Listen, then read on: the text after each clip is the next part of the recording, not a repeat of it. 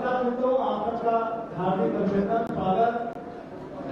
साथियों, केंद्र सरकार के आनाकानी रवैये के खिलाफ आज पूरे देश में कल भी हुआ था। कांग्रेस पार्टी 35 शहरों में एक साथ प्रेस कॉन्फ्रेंस कर रही है।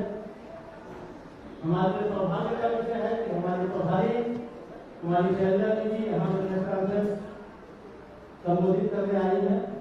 इस चुनाव वार्ता में उपस्थित आदरणीय सैलजा जी, प्रदेश कांग्रेस के अध्यक्ष माननीय मोहन जी, छत्तीसगढ़ शासन के वरिष्ठ मंत्री आदरणीय पीएस सिंहदेव जी, आदरणीय डॉक्टर शिव गहरिया जी, आदरणीय डॉक्टर तेलबांधा जी के वरिष्ठ विधायक पूर्व मंत्री आदरणीय सत्यनारायण शर्मा जी, राजेंद्र तिवारी जी, रवि घोष जी, विकास तिवारी जी, यहाँ उपस्थित हमारे मीडिया विभाग के साथी, मैं आप सबका हार्दिक अभिनंदन करता हूँ, स्वागत करता हूँ। मित्रों, आज राजधानी रायपुर में आदरणीय सैलजा जी पत्रकार वार्ता को संबोधित कर रही। इसी विषय पे बिलासपुर में प्रभाषी यादव की 2 बजे पत्रकार वार्ता को संबोधित करेंगे। मैं आदरणीय प्रदेश कांग्रेस अध्यक्ष माननीय मोहन जी से अनुरोध करूंगा कि वे स्वागत।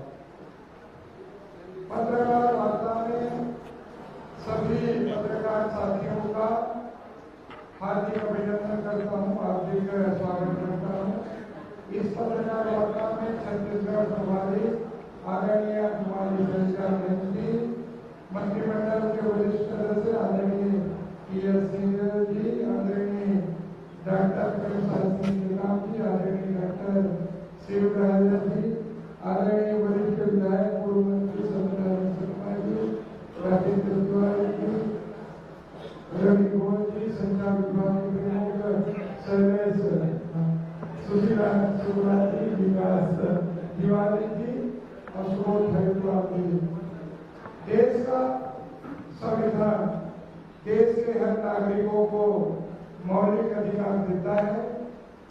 मौलिक अधिकारों के तहत हम अपनी बात कह सकते हैं, मगर केंद्र में बैठी मोदी जी की सरकार देश के नागरिकों का मौलिक अधिकारों का हनन करने का प्रयास किया जा रहा है। माननीय राहुल गांधी की सदस्यता समाप्त कर देने, अडानी के घोटाले पर न पर्दा डाल पाएगा और न ही नीरव मोदी, नरेंद्र मोदी, मेहुल चौकसे, विजय माल्या जैसे भगोड़े के संरक्षण के गुनाह से मोदी सरकार बच पाएगी। विस्तृत पत्रकार वार्ता के लिए छत्तीसगढ़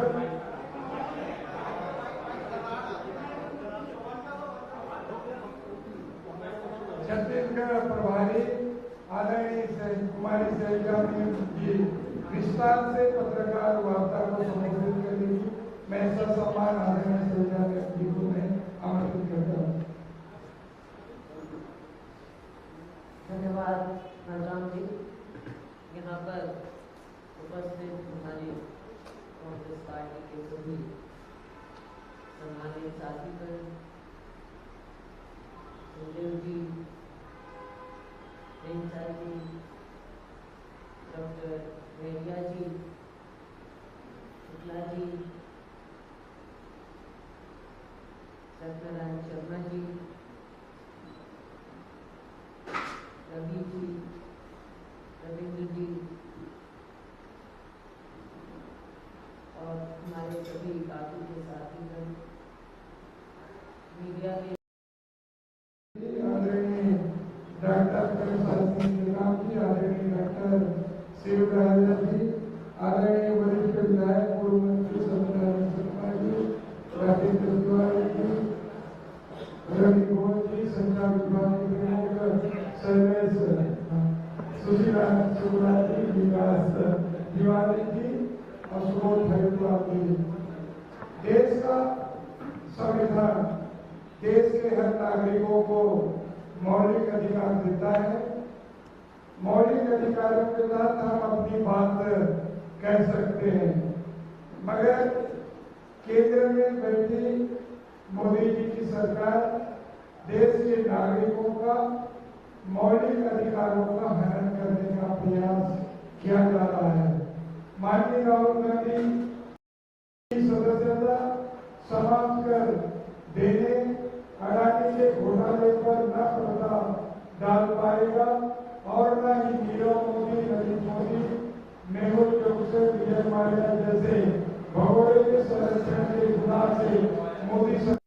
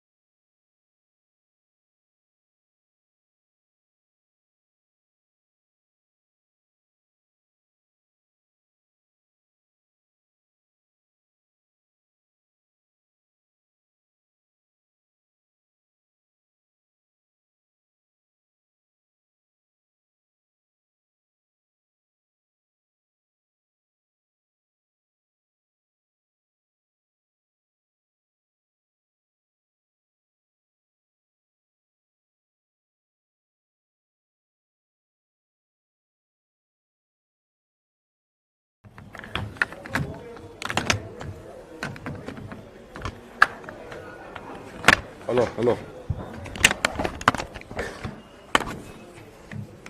ಇದು ಇದ್ಯಾಕೆ ಆಮೇಲೆ ಮಾಡ್ತಾರೆ ಏನು ಪ್ರಾಬ್ಲಮ್ ಇದೆ ಸರಿ ಮಾಡಿಸ್ ಫಸ್ಟು ನಮಸ್ಕಾರ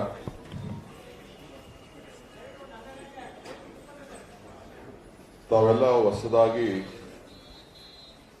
ರಾಜ್ಯಕ್ಕೆ ಹೊಸ ಸರ್ಕಾರ ತರಲಿಕ್ಕೆ ದಿನಾಂಕ ಘೋಷಣೆ ಮಾಡಿದ ಮೇಲೆ ತಾವೆಲ್ಲ ಕಾಂಗ್ರೆಸ್ ಪಕ್ಷದ ಆಚಾರ ಏನು ವಿಚಾರ ಏನು ಅಂತೇಳಿ ತಿಳಿಲಿಕ್ಕೆ ಬಂದಿದ್ದೀವಿ. ನಮ್ಮ ರಾಷ್ಟ್ರೀಯ ನಾಯಕರಾದಂಥ ಆನಂದ್ ಶರ್ಮಾ ಅವರು ಬಂದಿದ್ದಾರೆ. ನಮ್ಮ ಪಕ್ಷದ ಹಿರಿಯ ನಾಯಕರು,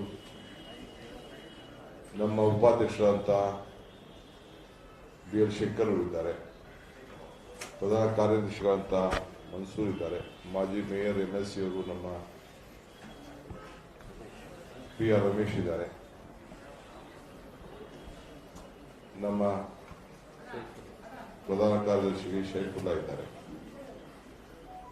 ಎಲ್ಲ ಮಾಧ್ಯಮ ಮಿತ್ರರೇ, ಸ್ನೇಹಿತರೆ, ಮೇ 10ನೇ ತಾರೀಕು ಏನು ಚುನಾವಣೆ ಘೋಷಣೆ ಆಗಿದೆ, ಬಹಳ ಹಿಂದೆನೆ ಈ ಕೋಡ್ ಆಫ್ ಕಂಡಕ್ಟ್ ತರಬೇಕಾಗಿತ್ತು.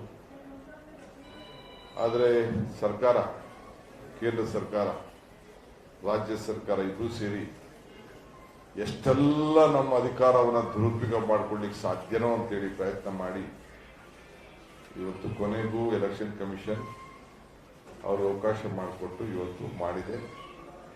ಆದರೂ ಬಹಳ ಸಂತೋಷದಿಂದ ಒಳ್ಳೆ ಶುಭ ದಿನ, ಶುಭ ಮುಹೂರ್ತ, ರಾಜ್ಯಕ್ಕೆ ಒಂದು ದೊಡ್ಡ ಸಂದೇಶವನ್ನು ಕೊಡುವಂಥ ದಿನ. ನಾವು ಸ್ವಾಗತವನ್ನು ಕಾಂಗ್ರೆಸ್ ಪಕ್ಷ ಮಾಡ್ತೇವೆ. ಮೇ 10ನೇ ತಾರೀಕು,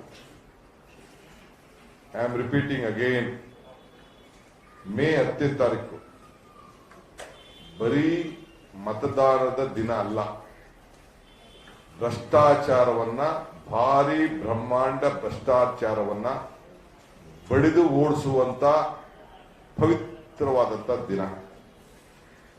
ಮೇ 10ನೇ ತಾರೀಕು ಹೊಸನಾಡನ್ನ ಕಟ್ಟುವಂತ ದಿನ. ಅಭಿವೃದ್ಧಿಶೀಲ ಕರ್ನಾಟಕವನ್ನ, ಹೊಸನಾಡನ್ನ, ಭ್ರಷ್ಟಾಚಾರ ಮುಕ್ತವನ್ನ ಕಟ್ಟುವಂತ ಒಂದು ದಿನ. ಮೇ 10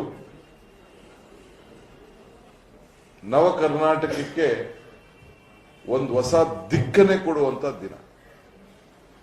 ಇಡೀ ದೇಶ, ಪ್ರಪಂಚ, ಕರ್ನಾಟಕದ ಜನತೆಯ ಮತದಾರರ ತೀರ್ಪನ್ನ ನೋಡ್ತಾ ಇದ್ದಾರೆ. ಇದು 2 ಇಂಜಿನ್ ಫೇಲ್ ಆಗಿದೆ, ಹೊಸ ಇಂಜಿನ್ ತಯಾರು ಮಾಡ್ತಾ ಇದೀವಿ ಅಂತೇಳಿ ಈ ರಾಜ್ಯದ ಮತದಾರರೇ ಆ ದಿನವನ್ನ ಒಂದು ಹೊಸ ನಾಮವನ್ನ ಕೊಡಂತ ಒಂದು ಪವಿತ್ರವಾದಂತ ದಿನ. ಕಾಂಗ್ರೆಸ್ ಸರ್ಕಾರ ಬರುವ ದಿನ ನಿಮ್ಮ ಭವಿಷ್ಯ, ಅದು ಕಾಂಗ್ರೆಸ್ ಸರ್ಕಾರ ಬರುವಂತ ದಿನ. ಆ ಮೇ 10ನೇ ತಾರೀಕು ನಿಮ್ಮ ಭವಿಷ್ಯವನ್ನ ನಿರ್ಮಾಣ ಮಾಡುವಂತ ಒಂದು ದಿನ. ಬರಲಿದೆ ಕಾಂಗ್ರೆಸ್ ಪಕ್ಷ, ತರಲಿದೆ ಅಭಿವೃದ್ಧಿಯನ್ನ, ಪ್ರಗತಿಯನ್ನ. ಇದು ನಮ್ಮ ಕಾಂಗ್ರೆಸ್ ಪಕ್ಷದ ಮೂಲ ಮಂತ್ರ. ಸೊ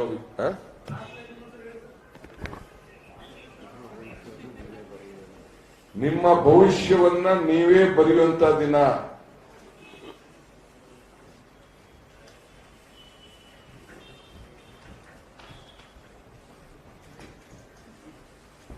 ಬರಲಿದೆ ಕಾಂಗ್ರೆಸ್, ತರಲಿದೆ ಪ್ರಗತಿ. ಈ 10ನೇ ತಾರೀಕು. ಸೊ ಅದರಿಂದ ಈ ಒಂದೇ ಹಂತದ ಚುನಾವಣೆಯನ್ನು ಕೂಡ ನಾವು ಸ್ವಾಗತ ಮಾಡ್ತೇವೆ. ಅವರು ಎಲೆಕ್ಷನ್ ಕಮಿಷನ್ ಅವರು ಅನೇಕ ವಿಚಾರಗಳನ್ನ, ಹೊಸ ತಿದ್ದುಪಡಿಯನ್ನ ತಿಳಿಸಿದ್ದಾರೆ. ನಾನು ಅದನ್ನ ಮುಂದಿನ ದಿನದಲ್ಲಿ ನಮ್ಮ ಜನರು ಕೂಡ ನಾವು ಜಾಗೃತಿಯನ್ನ ಪಡಿಸಬೇಕು. ಎಷ್ಟು ಅಧಿಕಾರದಲ್ಲಿದ್ದಂತ ಅಧಿಕಾರಿಗಳನ್ನ ದುರುಪಯೋಗ ಮಾಡಲಿಕ್ಕೆ ಬೇಕಾದಷ್ಟು ಆಯಾಮವನ್ನ ಅಲ್ಲಿ ಒಳಗಡೆ ಇದೆ. ಬಹುಶಃ ನಮ್ಮ ಅಧಿಕಾರಿಗಳು, ಕರ್ನಾಟಕ ರಾಜ್ಯ ಅಧಿಕಾರಿಗಳಿಗೆ ಗೊತ್ತಿದೆ ಬದಲಾವಣೆಯನ್ನು ತರಬಹುದು, ಬದಲಾವಣೆ ಆಗ್ತದೆ, ಜನ ಬದಲಾವಣೆಯನ್ನ ಬಯಸ್ತಾರೆ. ಸೊ ಆಳ್ತ ಪಕ್ಷಕ್ಕೆ ಯಾರು ಕೂಡ ಅಡಿಯಾಳ ಆಗುವುದಿಲ್ಲ ಅನ್ನೋದು ನನಗೊಂದು ನಂಬಿಕೆ ಇದೆ. ಇಲ್ಲಿಗೆ ಮುಗಿತು. ಇನ್ನು ಮುಂದಕ್ಕೆ ನಿಮ್ಮ ಭವಿಷ್ಯ, ನಿಮ್ಮ ರಾಜ್ಯ, ನಮ್ಮ ಅಧಿಕಾರಿಗಳು. ಹಿಂದೆ ಎಲ್ಲ ಅವರು ಕಳೆದ 4 ವರ್ಷದಿಂದ ಈ ಡಬಲ್ ಇಂಜಿನ್ ಸರ್ಕಾರದಲ್ಲಿ ಅನುಭವಿಸ್ತಾ ಇರುವಂತ ತೊಂದರೆ, ನೋವು, ದುಃಖ, ದುಮಾನ ಇದಕ್ಕೆಲ್ಲ ಕೂಡ ನಾಂದಿ ಆಡ್ತಾರೆ ಅಂತೇಳಿ ನಾನು ಭಾವಿಸ್ಕೊಂಡಿದ್ದೇನೆ. ಏನಾದ್ರು ನಿಮ್ಗೇನೋ ಪ್ರಶ್ನೆ ಇದೆಯಾ?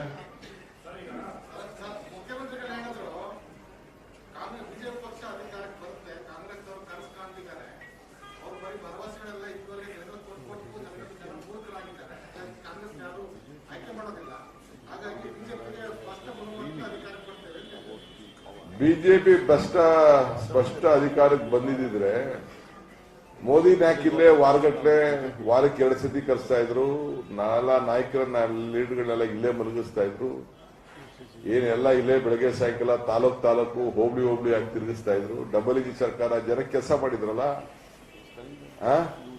ಎಲ್ಲ ಮನೆಗೂ ತಿರುಗ್ತಾ ಇದ್ರಲ್ಲ. ಮನೆಗೂ ಗೊತ್ತಿರುವಂತ ಸಂದರ್ಭ ಹಿಂದೆ ಏನಾದ್ರು ಅಮಿತ್ ಶಾ ಸಾಹೇಬ್ರು ಶಾಸಕರುಗಳ ಮನೆಗೆ, ಮಂತ್ರಿಗಳ ಮನೆಗೆ, ಯಡಿಯೂರಪ್ಪನವ್ರ ಮನೆಗೆ ಕಣ್ಣಲ್ಲಿ ನೀರಾಕ್ಸಿ ಕೈ ತೊಳೆದು ರೈಡ್ ಮಾಡಿ ಎಲ್ಲ ಮಾಡಬಾರ್ದೇನೋ ಮಾಡ್ತಿದ್ರ? ಏನಿಲ್ವಲ್ಲ, ಹೊಸದಾಗಿ ಮಾಡ್ತಾ ಇದ್ದಾರೆ.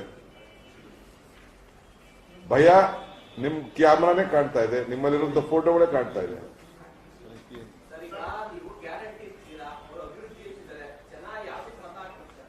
ಹೇಳಿ.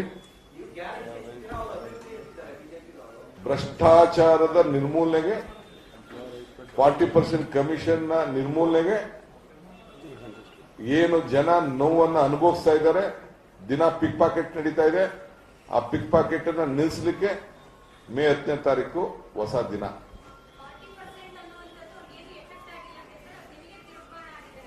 ಯಾವುದು ತಿರುಬಾಡ ಇಲ್ಲ, ಏನಿಲ್ಲ. ಜನಕ್ಕೆ ಅಚ್ಚರಿ ಆಗ್ಬಿಟ್ಟಿದೆ. ನಮ್ಮ ಲೋಕಾಯುಕ್ತ ಅವರು ಅದಕ್ಕೆ ಸ್ಟ್ಯಾಂಪ್ ಕೊಟ್ಟಿದ್ದಾರೆ.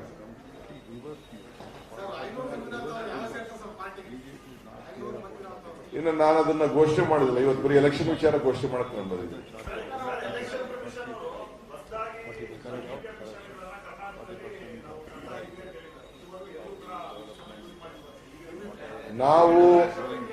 ನಾವು ಒಂದು ಅವ್ರಿಗೆ ಲೆಟರ್ ಬಂದಿದ್ದೋ, ಗುಜರಾತ್ ಅಲ್ಲಿ ಯೂಸ್ ಮಾಡಿದಂತ ಮಿಷಿನ್ ಇರ್ಬೋದು, ಬೇರೆ ಮಿಷಿನ್ ಯಾವುದು ಇಲ್ಲಿಗೆ ತರಬಾರ್ದು ಅಂತ.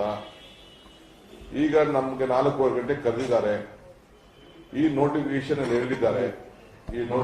ಹೇಳಿದ್ದಾರೆ ಎಲೆಕ್ಷನ್ ಬೂತ್ ಪ್ರಾರಂಭ ಮಾಡಕ್ಕಿಂತ ಮುಂಚಿತವಾಗಿ ನಮ್ಮ ಏಜೆಂಟ್ಗಳಿಗೆ, ಎಲ್ಲಾ ಪಕ್ಷದ ಏಜೆಂಟ್ಗೆ 50 ವೋಟನ್ನ ಹಾಕಿ ಟ್ರಯಲ್ ರನ್ ಮಾಡಿ ನಿಮಗೆ ನಾವು ಚುನಾವಣೆಯನ್ನ ಮತವನ್ನ ಪ್ರಾರಂಭ ಮಾಡ್ತೀವಿ ಅಂತ ಹೇಳಿದ್ದಾರೆ. ಸೊ ನಾವು ಅದಕ್ಕೆ ನಮ್ಮೆಲ್ಲ ಕಾರ್ಯಕರ್ತರನ್ನ ನಾವು ಸಜ್ಜು ಮಾಡಿಸ್ತೀವಿ, ಅವ್ರಿಗೆಲ್ಲ ತಿಳುವಳಿಕೆ ಕೊಡ್ತೀವಿ. ಆ ಕೆಲಸವನ್ನ ನಾವು ಮಾಡ್ತೇವೆ. ನಾವು ಅವ್ರ ಮೇಲೆ, ಬೇರೆ ಕೆಲವು ರಾಜ್ಯದ ಹಳೆ ಮಿಷಿನ್ಗಳ ಮೇಲೆ, ಏಕೆಂದ್ರೆ ಪ್ರೋಗ್ರಾಮಿಂಗ್ ಮಾಡಿದ್ದಾರೆ ಅನ್ನೋದು ನಮಗೆಲ್ಲ ಒಂದು ದೊಡ್ಡ ಕಾಡ್ತಾ ಇದೆ. ಸೊ ಅದಕ್ಕೆ ನಾವು ನಮ್ಮ ಚುನಾವಣೆಯಲ್ಲಿ ನಾವು ಜಾಗೃತ ಆಗಬೇಕು ಅಂತ ನಾವು ಅಫಿಷಿಯಲ್ ಆಗಿ ನಾವು ಫೈಲ್ ಮಾಡಿದ್ದು. ಅವರು ಅದನ್ನ ತಿರಸ್ಕಾರ ಮಾಡಿದ್ರು. ಬಟ್ ಆದ್ರೂ ಕೂಡ ಹೊಸದಾಗಿ ಮಿಷನ್ ತಂದಿದ್ದೀವಿ ಅಂತ ಹೇಳಿದ್ದಾರೆ. ಅವ್ರು ನಾನು ಅಭಿನಂದಿಸ್ತೇನೆ. ಈಗ ನೆಕ್ಸ್ಟ್ ನಮ್ಮ ರಾಷ್ಟ್ರೀಯ ನಮ್ಮ ರಾಷ್ಟ್ರೀಯ working committee member, farmer union minister mister Anand Sharma is here. He will address the press conference. Then he will address in English. Then anything is there, we will take up the questions according to in any Kannada also. Either me or Mr. B.L. Shankar will translate anything is being required on this. He is a very most senior leader. I was the district youth Congress president. He was my national president. This is the relationship what we have. Last 40 years back, he was the All India Youth Congress president. Nanjaymat was the president here. I was the district president. He was the national president. A long innings, a very vibrant student leader who has grown from the student to this national politics. He can debate on any international subject. Such a great orator skill, Mr. Anand Sharma is a good friend of mine. I welcome to Karnataka and address the media today. You'll be here. I'm here with you.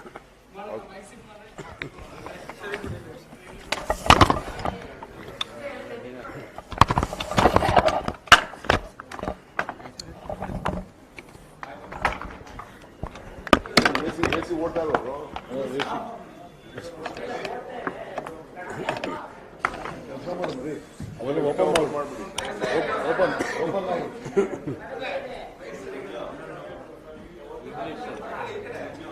English.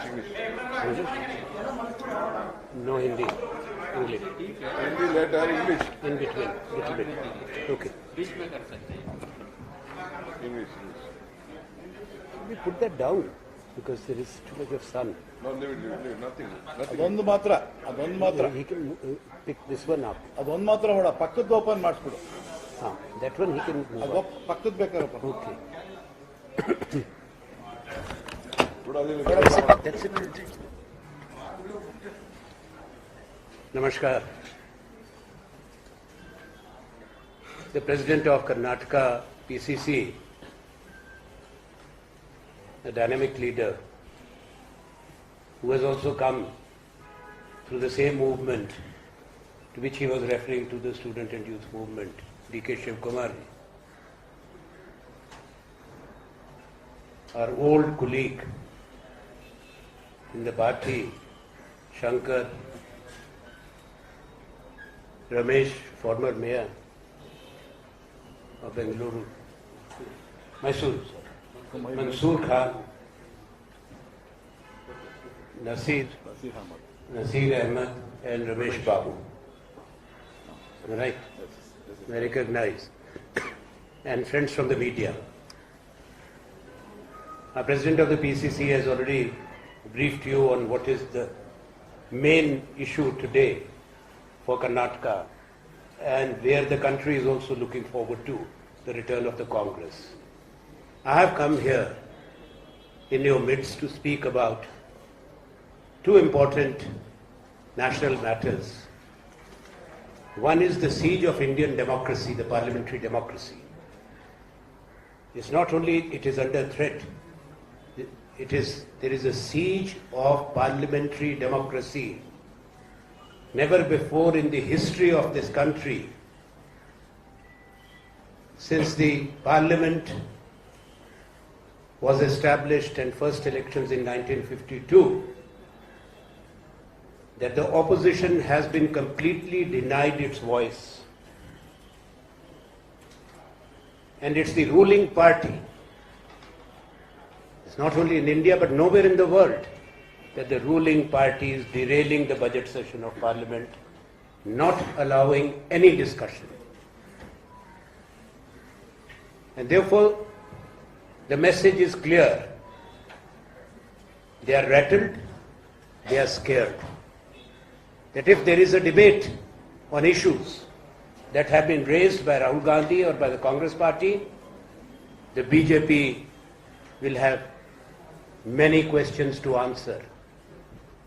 So it is for the people now to judge if the powerful leadership of the government, the BJP, is scared of a discussion on the floor of the Parliament. What message is there? There cannot be a denial of the right to speak to an elected member of Parliament, like in case of Sri Rahul Gandhi. First they raised the bogey, which was false, of Rahul Gandhi having made statements abroad. Statements which were against the interest of India and its democracy. That is not true. Which was the forum when the ministers of the government leveled such scurrilous charges against a senior leader of the opposition? Where will he answer that? Where will he reply to them? That was the floor of the Lok Sabha. But that was not allowed. We reject completely the allegations that have been made, the false claims of the BJP on that issue. As I mentioned, their target was clear, not to allow him to speak. And that was after the 7th February speech, where he asked certain questions. The Congress party has come out with detailed statements. Today again, I'm asking Mansoor and our party colleagues to distribute after this the statement, which is Congress statement for today, as we have press conferences across the country, which gives you the sequence and the details. India's parliament, what is parliament about? Parliament is to discuss and debate. That is the highest forum in a democracy. And as the old saying goes, in parliament, opposition must have its say, and the government may have its way. It's not that the government will have its way and the opposition will have no say, and the parliamentary democracy will survive. That is the threat which I started with. India's parliament has constituted many times Joint Parliamentary Committee, that is JPC, when some serious matter has been raised. Since India's independence, there have been many occasions when the Prime Ministers agreed to the setting up of JPC, whether it was Pandit Jawaharlal Nehru or Prime Minister Indira Gandhi, Rajiv Gandhi ji's time. Don't forget that there was a JPC on Bofors. Narasimha Rao ji's time. And there was a JPC when there was the stock market scam. The JPC was set up. Dr. Manmohan Singh's government, it was the same ruling party which was in opposition. When they asked for the JPC, JPC was set up. Though what has subsequently been proven, even in the case of 2G scam, what was said was the so-called presumptive loss theory has been trashed by law, by court judgments and verdicts. Those are false accusations. Here there is a major report which has come out against a big business group, Adani Group. And the owner rose very fast. We have no objection to somebody rising in business. But with the support of the state, patronage, to become the number 2 in the world. And the report accuses of big financial fraud, round-tripping of money, financial manipulation. It's a huge report, the Hindenburg report. What has come out in public domain, that over $5.5 billion, that would be about 45,000 crore rupees given the current exchange rate. More than half of it came through opaque sources. We have the list, which will be there in the press release we will give. So you have $3.75 billion coming, and question should not be asked from where this money has come. It's come in Indian companies. Should the RBI not examine it, investigate? Should the Directorate of Revenue Intelligence not investigate? Should the ED not investigate? Should the SFIO, the Serious Fraud Information Office, not investigate? And that too at a time when India is hosting the G20 summit, and we are part globally, we are parting the FATF, the Financial Action Task Force, and the sharing of information with the member countries. Countries share this information. Why is India resisting? I'm referring to the government. The BJP may say the Supreme Court has ordered an inquiry that will be limited in scope. SEBI has its limitations.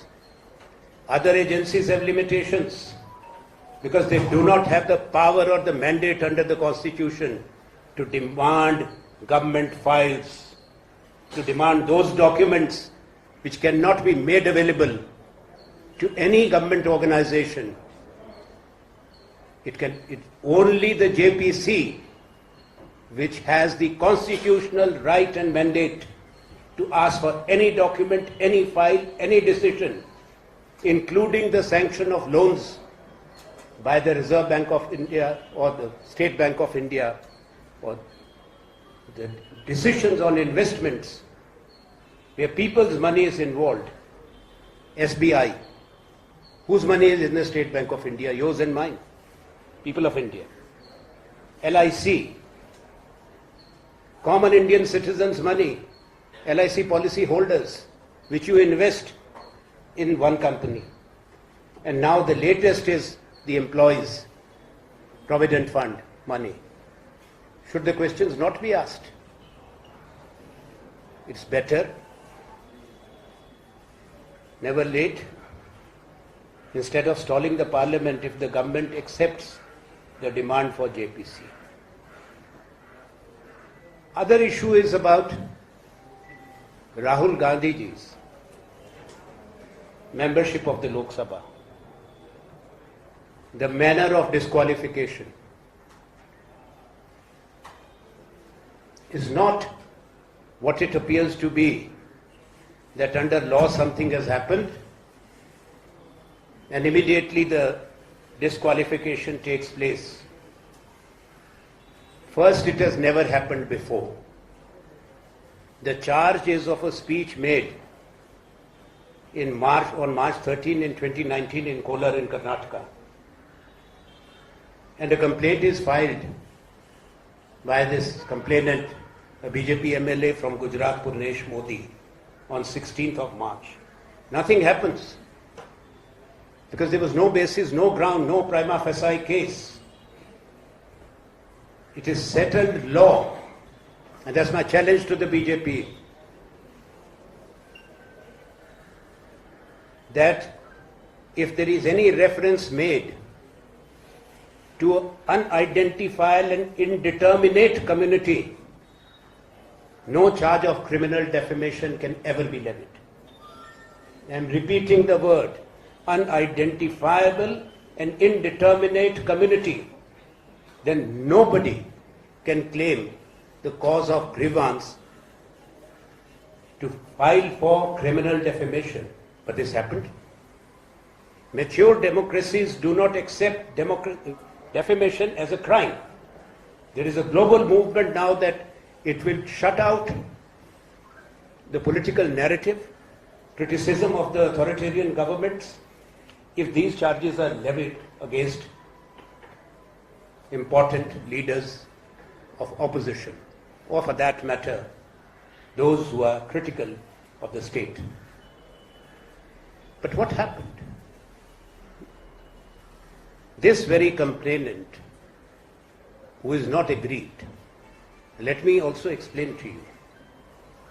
Of the 3 persons referred to, 2 are absconders, fugitives, fraud, those who have committed fraud. Nirav Modi and Lalit Modi. What is the complaint? Is the truth. But when we talk of the Modi surname is among the Hindus, among the Muslims, amongst the Parsis.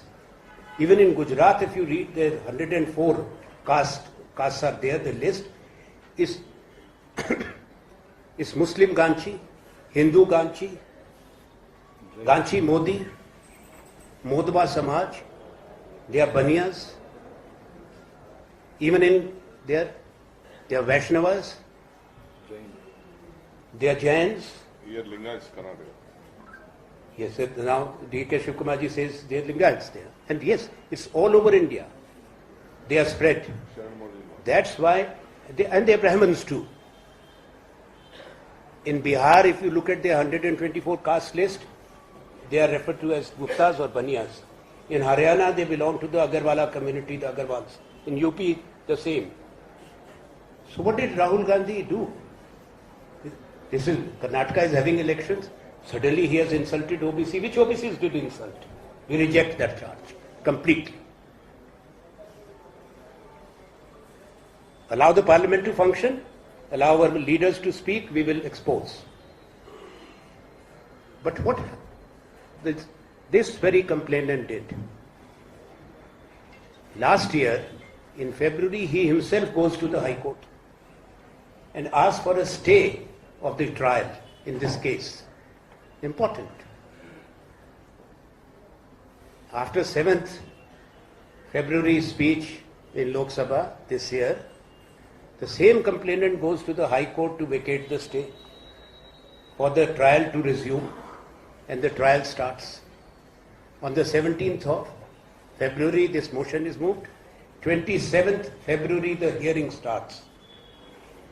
And 23rd of March, maximum sentence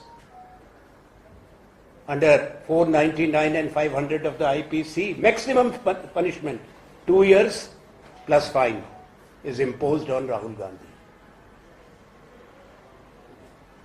Think of it. Somebody, we can understand disqualification if somebody has committed a murder, dacoity, rape, serious corruption charges. Here, a non-existent charge of criminal defamation and maximum punishment within 3 weeks and disqualification in 18 hours or 20 hours. That's what happened. This judgment is a flawed judgment.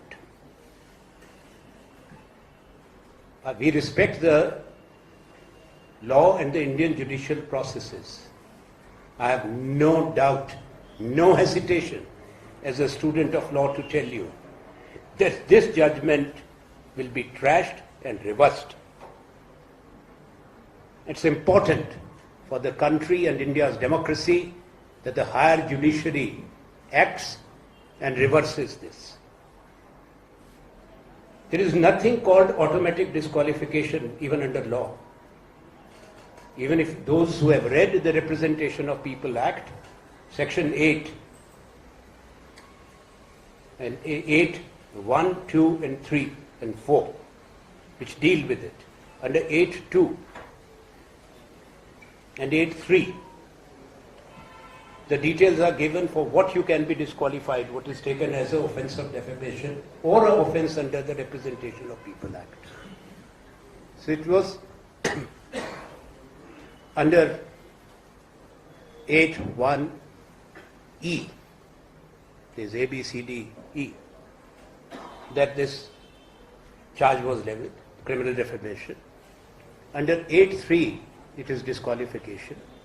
There was a judgment in 2013 in one of the cases in which the Supreme Court has struck down 8.4, Lily Thomas case, which I will say I'm absolutely convinced as a student of constitutional law that that judgment is also flawed.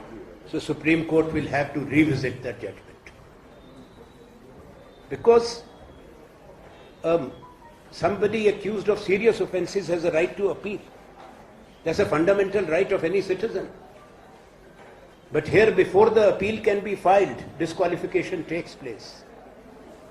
Sentence is executed. Also, the disqualification itself will not hold water. Why? From where does this Representation of People Act comes? It comes from Article 103 of the Constitution of India. When you look at the Parliament, it is 102, 103. Who heads the Parliament, as per India's Constitution, is the Rashtrapati, the President of India. What does Article 103 says for disqualification? It is the President to decide. Reference has to go to the President. Even Lily Thomas case, the President's constitutional prerogative is not removed. There is no reference made to the President of India. Who gave the authority? Neither the Speaker, I must say with all due respect, nor the Secretariat of the Lok Sabha have been given the authority under the Constitution of India to disqualify. The wording is very clear. Shall be disqualified. It's not stands disqualified. If you are convicted, if the wording in the Constitution was which shall stand disqualified, then only Rahul Gandhi's disqualification can be understandable and acceptable under law. Under shall be disqualified by whom? That has to be by the President and none else. So there is a Congress agitation throughout the country. It will continue for a month. We believe in Gandhian values. We are going to the people with our case. It's a larger issue. It's not a question of an individual leader, a leader of a national party. As I said, it's about India's parliamentary democracy and the direction that our country is taking. And Indian National Congress is trying to sensitize, inform, and mobilize the people of India against what has happened. Thank you.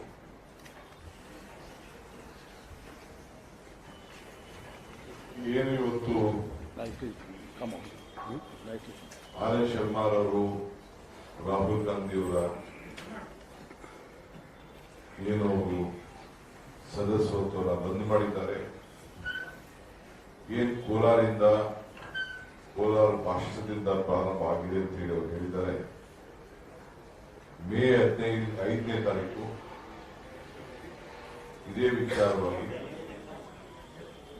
May 5ನೇ ತಾರೀಕು May 5th Rahul Gandhi April 5th ನಾಳೆ ಈ ತಿಂಗಳು ಮುಂದಿನ 5ನೇ ತಾರೀಕು ಬರುವ 5 April 5ನೇ ತಾರೀಕು ರಾಹುಲ್ ಗಾಂಧಿ ಅವರು ಅದೇ ಭೂಮಿಗೆ ಬಂದು ಕೋಲಾರಕ್ಕೆ ಬಂದು ಸತ್ಯಮೇವ ಜಯತೆ ಗಾಂಧೀಜಿಯವರ ಮೂಲ ಮಂತ್ರ ಅಲ್ಲಿಂದ ಅವರ ಒಂದು ಹೋರಾಟವನ್ನ ಇಡೀ ದೇಶದ ಉದ್ದಕ್ಕೂ ಕೂಡ ಪ್ರಾರಂಭ ಮಾಡ್ತಾ ಇದ್ದಾರೆ. ನಾವು ಇಲ್ಲಿಂದಲೇ ಪ್ರಾರಂಭ ಮಾಡಬೇಕು ಅಂತ ಹೇಳಿ ಅವರಿಗೆ ಮನವಿ ಮಾಡಿದ್ದೇವೆ. ಒಪ್ಪಿಕೊಂಡಿದ್ದಾರೆ. ತಯಾರಿ ನಡೆಸ್ತಾ ಇದ್ದೇವೆ. ತಮಗೂ ಕೂಡ ನಾನು ಹೀಗೆ ಆಹ್ವಾನವನ್ನ ನಾನು ಸ್ವೀಕಾರ ಕಳಿಸ್ಕೊಡ್ತಾ ಇದ್ದೀನಿ, ಮನವಿ ಮಾಡ್ತಾ ಇದ್ದೀನಿ. ಇವತ್ತು ನಮ್ಮ ಎಲ್ಲ ನಾಯಕರು ಕೂಡ ಆ ಪವಿತ್ರವಾದಂತಹ ಹೋರಾಟದ ದಿನ ಚಾಲನೆ ಕೊಡ್ತಾ ಇದ್ದಾರೆ. ಎಲ್ಲಿ ಈ ಭಾಷಣವನ್ನ ಮಾಡಿದ್ರು, ಎಲ್ಲಿ ಯಾವ ಭಾಷಣದಿಂದ ಈ ದೇಶದ ಪ್ರಜಾಪ್ರಭುತ್ವ ಒಗ್ಗಲೆ ಆಯ್ತು ಅಂತ ಹೇಳಿ ಬಿಜೆಪಿಯವರು ತೆಗೆದುಕೊಂಡು ಇವತ್ತು ಪ್ರಜಾಪ್ರಭುತ್ವವನ್ನು ಮುಗಿಸಿದ್ದಾರೋ ಆ ಭೂಮಿಯಿಂದನೇ ಮತ್ತೆ ಉದ್ಭವ ಆಗಿ ಈ ರಾಷ್ಟ್ರಕ್ಕೆ ಒಂದು ಹೊಸ ರಾಜಕೀಯದ ತಿರುವು, ಒಂದು ಬದಲಾವಣೆಯ ಗಾಳಿ ರಾಜ್ಯಕ್ಕೂ ಬರ್ತದೆ, ರಾಷ್ಟ್ರಕ್ಕೂ ಬರ್ತದೆ ಅನ್ನೋದನ್ನ ಈ ಸಂದರ್ಭದಲ್ಲಿ ನಾನು ಆಗ್ಲೇ ಹೇಳೋದಕ್ಕಿಂತ ಇದು ಪ್ರಾರಂಭ ಆಗ್ಲಿ ಆ ವಿಚಾರನ ಅಂತೇಳಿ ಬಹಳ ಚೆನ್ನಾಗಿ mister Anand Sharma, without looking at anything, he has everything in his mind. The section, the act, the law, what is democracy. So I think it is a very shame on the entire country, democracy, how BJP is missing its power. There is a law of nature. The sun has to set, a new sun has to rise. So it will start and it will be the beginning of the end.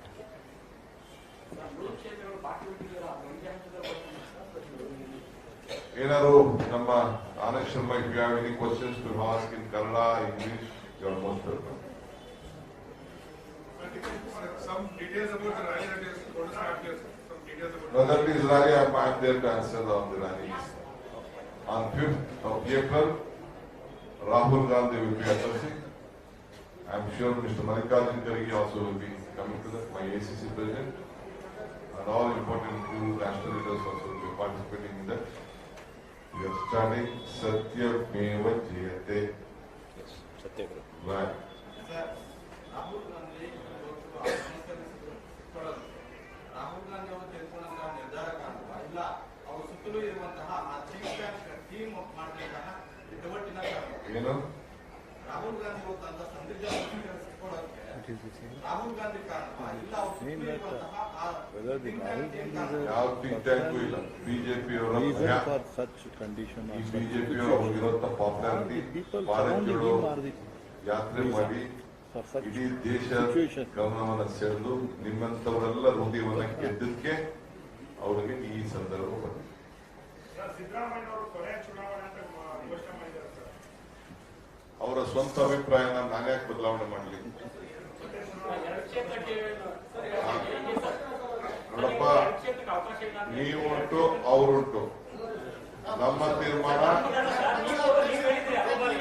ಒಬ್ಬರು ಒಂದೇ ಕ್ಷೇತ್ರ ಅಂತ ಹೇಳಿದ್ರ, ಹಾಗಾಗಿ ಮತ್ತೆ ಉದ್ಭವ ಕ್ಷೇತ್ರ ಅಂತ ಕೇಳ್ತಾರೆ. ನೋಡಪ್ಪ, ಸೆಂಟ್ರಲ್ ಎಲೆಕ್ಷನ್ ಕಮಿಟಿ ಇದೆ. That will decide whether Shivakumar should contest, Siddaramaiah should contest, or you will contest for many seats. You and me may pick you also. No chance of ಕ್ಷೇತ್ರ ನೋಡ್ತಾ ಇದ್ದೀನಿ. ಸ್ಕ್ರೂಟಿನಿ ಕಮಿಟಿ ಅವರು ಅದನ್ನ refer ಮಾಡಿದ್ದಾರೆ. ಅಂದ್ರೆ ನೀವು scrutiny committee ತಾವು ಇದ್ದೀರಾ, ನೀವು ರೆಫರ್ ಮಾಡಿದ್ರೆ ಸೆಂಟ್ರಲ್ ಪಾರ್ಲಿಮೆಂಟ್ ಇನ್ನ ಅದು ಚರ್ಚೆಗೆ ಬಂದಿಲ್ಲ. ಅವ್ರು ಕೇಳಿದ್ರು, ಹೈಕಮಾಂಡ್ ಹೇಳಿತ್ತು, ಹೈಕಮಾಂಡ್ ಹೇಳಿದಕ್ಕೆ ಅವ್ರು ಒಪ್ಪಿಗೆ ಕೊಟ್ಟಿದ್ದಾರೆ. ವರ್ಣದಿಂದ ನಾವು ಅನೌನ್ಸ್ಮೆಂಟ್ ಮಾಡಿದ್ವಿ. Mr. Kumari has made a statement saying JDS and Congress had a deal struck in Hyderabad. Today has made that. Oh my God, Hyderabad, not in Telangana, not in Karnataka. Huh? We don't have any struck with anyone. We are struck only with the people of Karnataka. People of Karnataka, we have a struck a deal. We believe them. The deal between BB and the voters of Karnataka, they will see that the BJP will throw. Sir, 43 days to go for the elections. May 10th is election. Today, election commission has announced. So, how do you see? What is the poll plan that you are going? One is 40% commission sarkar. You want him to answer, me to answer? No, you, sir. Myself, okay. So another 40 days to go for elections.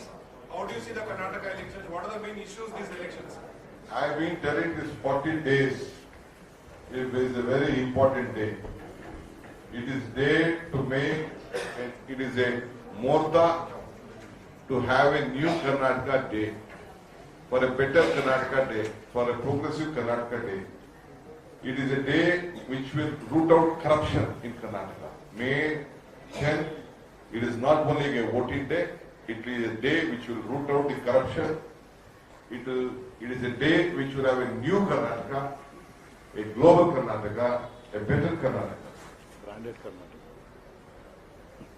On that day, Congress party will come and prosperity will begin. I think that's it. That day, it will be your future. All your future lies on that day. We have a manifesto. We will come up with the manifesto. We want a global Karnataka. We want a prosperous Karnataka. We want a government with a good governance, and Congress party will give the governance. If I can just make one comment. Excuse me. One moment, gentlemen. क्या मैं एक बात कहता हूँ? हिंदी समझते हैं? सुनिए. मैं उत्तर में उस राज्य से आता हूं जिसको देवभूमि कहते हैं, हिमाचल. हिमाचल में पूरा बीजेपी की ताकत, प्रधानमंत्री, गृह मंत्री, सारा केंद्रीय नेतृत्व, सारा मुख्यमंत्री उधर 3 सप्ताह तक घूमते रहे.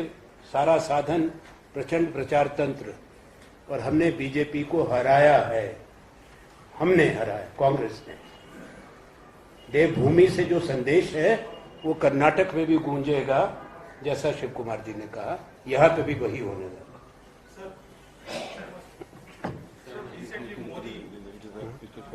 Davangere spoke about the Himanchal Pradesh elections. He said that the Congress has given the poll promises were not seen in the budget. They fooled the people of Himanchal Pradesh. That was his statement. Davangere. Who says that is not there? We made a poll promise to restore the old pension scheme in the first cabinet meeting. We have done it. Will the Prime Minister now restore the old pension scheme in the country? Congress governments have done it. This was a major promise that we made.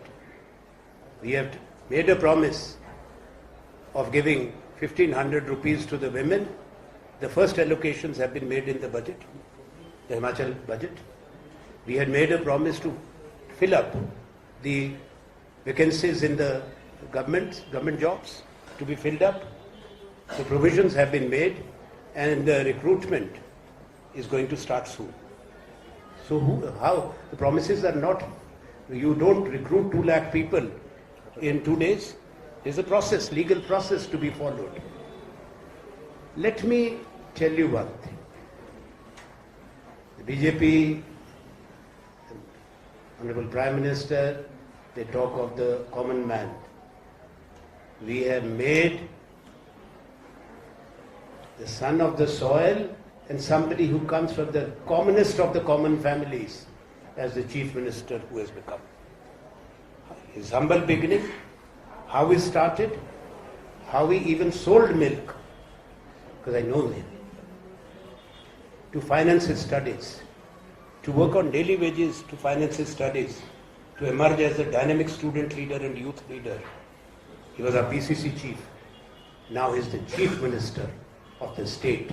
What we have given is very clear, and we have given also a defeat to the BJP after their string of victories. So on the promises and the poll promises and Prime Minister will come out with a different press conference. You can have, make all a list of them. You can call them also on some stage before either me and the Chief Minister. I'm going to debate on that.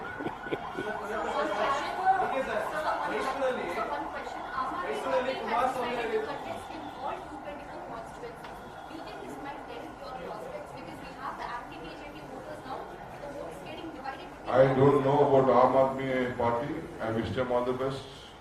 I welcome them to Karnataka.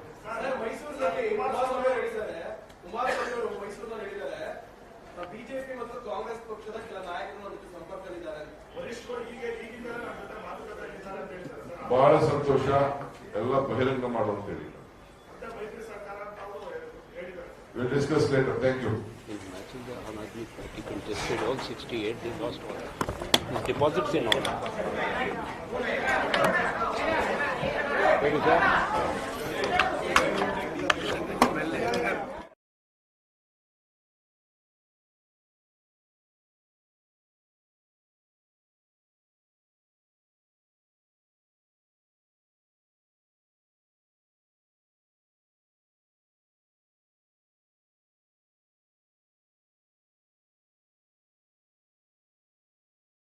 And inequality. Rahul Gandhi needs very little introduction. He comes from one of India's preeminent political families. He's been a member of Parliament since 2004. He was the president of the Indian National Congress, the main opposition party, from 2017 to 2019. He comes to the UK having recently completed a 4,000-kilometre walk across India to listen to the concerns of voters in the world's biggest democracy. Very glad to have you here today. Thank you. Thank you. Thanks, Bronwyn, and thanks, Mr. Gandhi, for joining us today, and thank you all for arriving so promptly. Just a reminder before we get going that we are in Chatham House, but this event is on the record. It's not being held under the Chatham House rule, and it is being live streamed as well. If you're watching on Zoom and you want to ask a question, please put it in the Q&A box, and I will save plenty of time in the room as well to take your questions later on. But for now, let's just get straight on with the Q&A, Mr. Gandhi, and maybe we can start with your walk across India. I think it was called the Bharat Jodo Yatra, right? Is that the Unite India March? Or is that the correct translation? And you walked 4,000 kilometers through 14 states, I think 146 days. You only finished in January. So why don't you start by telling us why you did this walk and what you learned? Well, thank you. Thank you for having me here. It's an honor for me to be here. Thank you for coming. When I joined politics, 2004, the democratic contest in India used to be between political parties. And I had never imagined at that time that the nature of the contest would change completely. It was. I mean, if you had even told me at that time, I would have said that it was a ridiculous thing to say. But the nature of the democratic contest in India has completely changed. And the reason it's changed is because one organization called the RSS, fundamentalist fascist organization, has basically captured pretty much all of India's institutions. And maybe for those who don't know, can you explain what the RSS is? RSS is you can call it a secret society.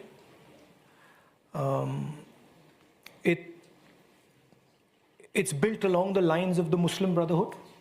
And the idea is to use the democratic contest to come to power and then subvert the democratic contest afterwards.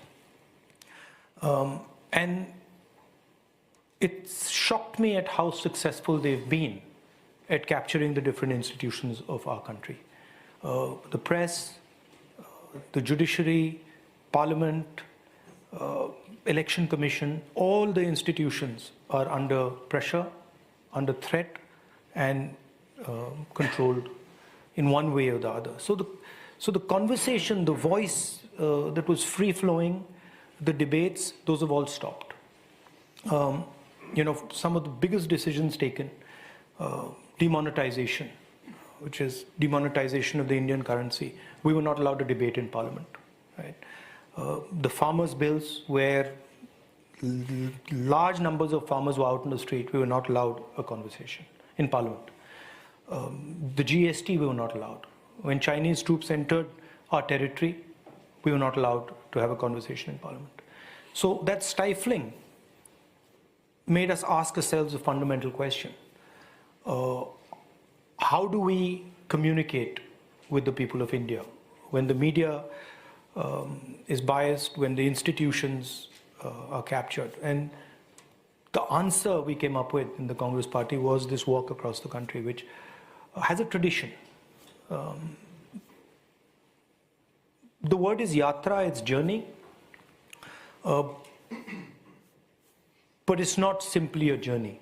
It's a Indian idea of walking, of persevering, of listening, and of questioning oneself. And so we decided to do this. It was 4,000 kilometers, and it was quite an experience. It was a fun experience, painful at times, but we all learned a lot.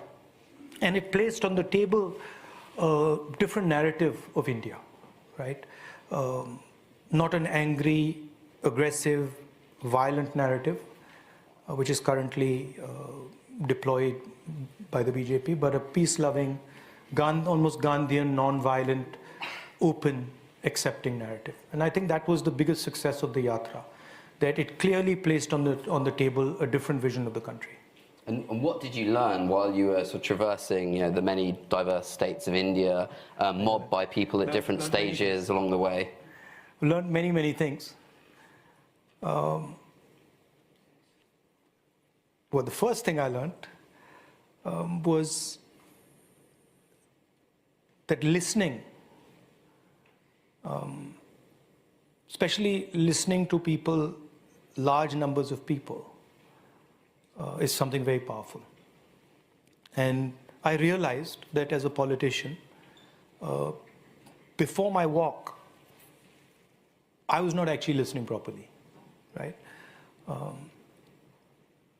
As politicians, we start by telling you what we think. And we have a narrative in our mind, and whenever somebody says something, that narrative is shaping our conversation. Maybe we want to impress a little bit and say we understand, what you're trying to get at. So that instinct went silent. It went silent because, frankly, I had no choice. One, I had a knee problem, so my mind was like trying to calm my knee down. And second, the number of people was so big that it was no point. So after some time, I just went silent and I started to listen properly. And it was a very powerful experience for me. Taught me patience. And there was huge pressure. I mean, to give you an idea, 6 people died in the walk. Many people broke their legs, arms, because there's huge pressure of people. There were thousands, at times 50, 100,000 people walking. So it was a physical experience. The other thing I learned is that no amount of exercise makes you lose weight. It's like completely a myth. I mean, at the end of this thing, 4,000 kilometers, I go on the scale and I put on a kilo. I mean, so I'm like, okay, so it's totally diet. It's nothing to do with exercise. That's the other thing I learned. Yeah. And how has the walk been received politically? I mean, obviously, you did it for the reasons you said, but you're also a politician. You're seeking to win public support. There are national elections coming up in India. What's your sense in terms of how it's been received in terms of your own political position and Congress's position in India? It's transformational.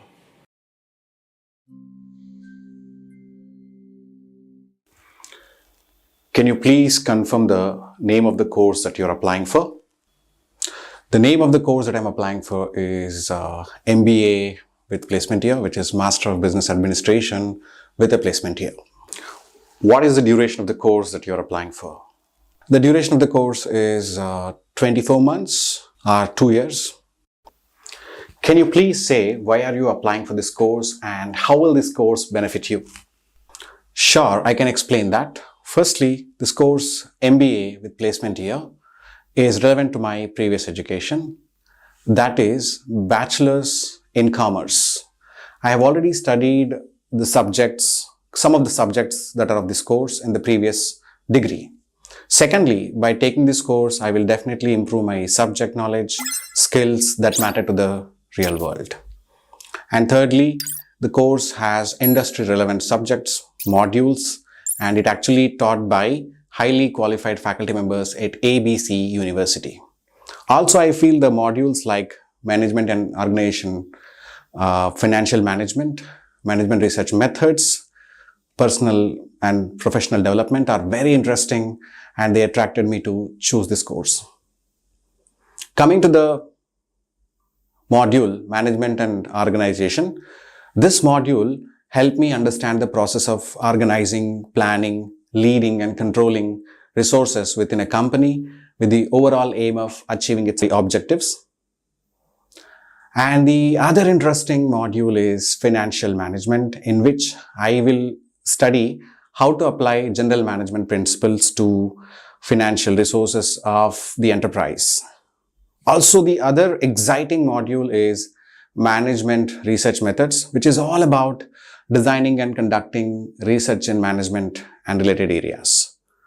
The other module, that is personal and professional development, which teaches strategies and framework for personal growth, goal setting, and self-improvement, which is also equally beautiful subject. Why do you want to study this course in the UK and why not in your home country? Provide a comparison of the education system between UK and India. I actually have many reasons to study this course in UK and not in India. The first reason is if I study this course in India, I cannot get the international exposure and I really want that. I want that international exposure. The second reason, if I study this course in India, I cannot get enough practical knowledge. That's the second reason. And third reason what I have is if I feel studying in the UK will definitely improve my English language skills and also the interpersonal skills and soft skills. At the same time, the course I have to study for 2 years in India, and in UK I'm studying the same course for 1 year, and 1 year I'm getting the placement year. So I have both the subject I'm learning. Also, I'm applying what I've learned in first 2 semesters in the practical setting in an organization. Why did you choose ABC University?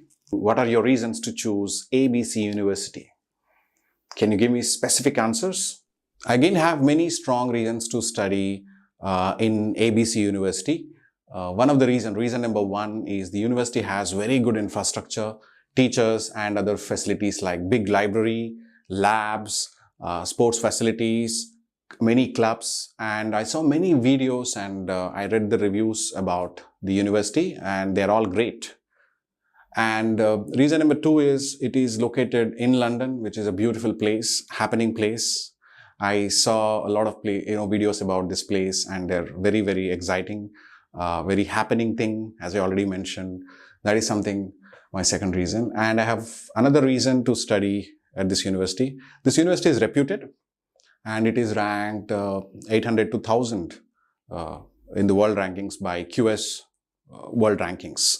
So that is one of the reasons why I want to study this course in ABC University. And there are other rankings from organization like Times, in which it is highly ranked. So this is also one of the reasons why I want to pursue my MBA with Placement Year course at ABC University. I think these are the main reasons why I chose to study at ABC University in UK. Which other universities did you consider and what made ABC University stand out? Actually, I was also interested and I applied to study in DEF University and GHI University and also XYZ University. But I realized that they are not suitable for me later on. Coming to DEF University, the same course is not available at DEF University.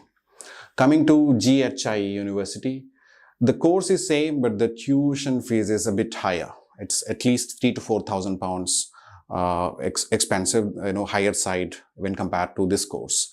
Coming to the other university, XYZ University, it is not located in a place which is close to my friend's place, and it is not in the happening place. Therefore, I don't want to. Later on, I withdrew joining that university. What do you exactly plan to do on the completion of this course?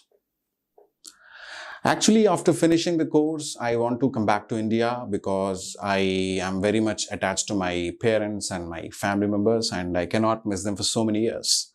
Also, in India, I can find a very much relevant and suitable job, well-paying job in the companies like Google, Amazon, Facebook, Tata, Accenture, Microsoft, Reliance, and the list is big. I can get into these companies very easily with my MBA degree done in London or UK. I can be suitable for roles like business operations manager, human resources manager, management consultant, marketing manager, and there are other big list of roles that I'm eligible for. And my annual CTC, once I finish my MBA, come back to India, start working here, will be somewhere in the range of 10 to 15 lakhs, which is quite higher. Have you traveled to the UK before? If so, what was the purpose and how long were you there in the UK? I've never traveled to UK before. Have you ever been refused a visa for any country, including the UK? If so, please provide details about that. I don't have any visa refusals so far. I have not applied for any country for a student visa or any other visa. This is my first time applying for a college and university and visa. What have you been doing from the last qualification? Can you give me some details?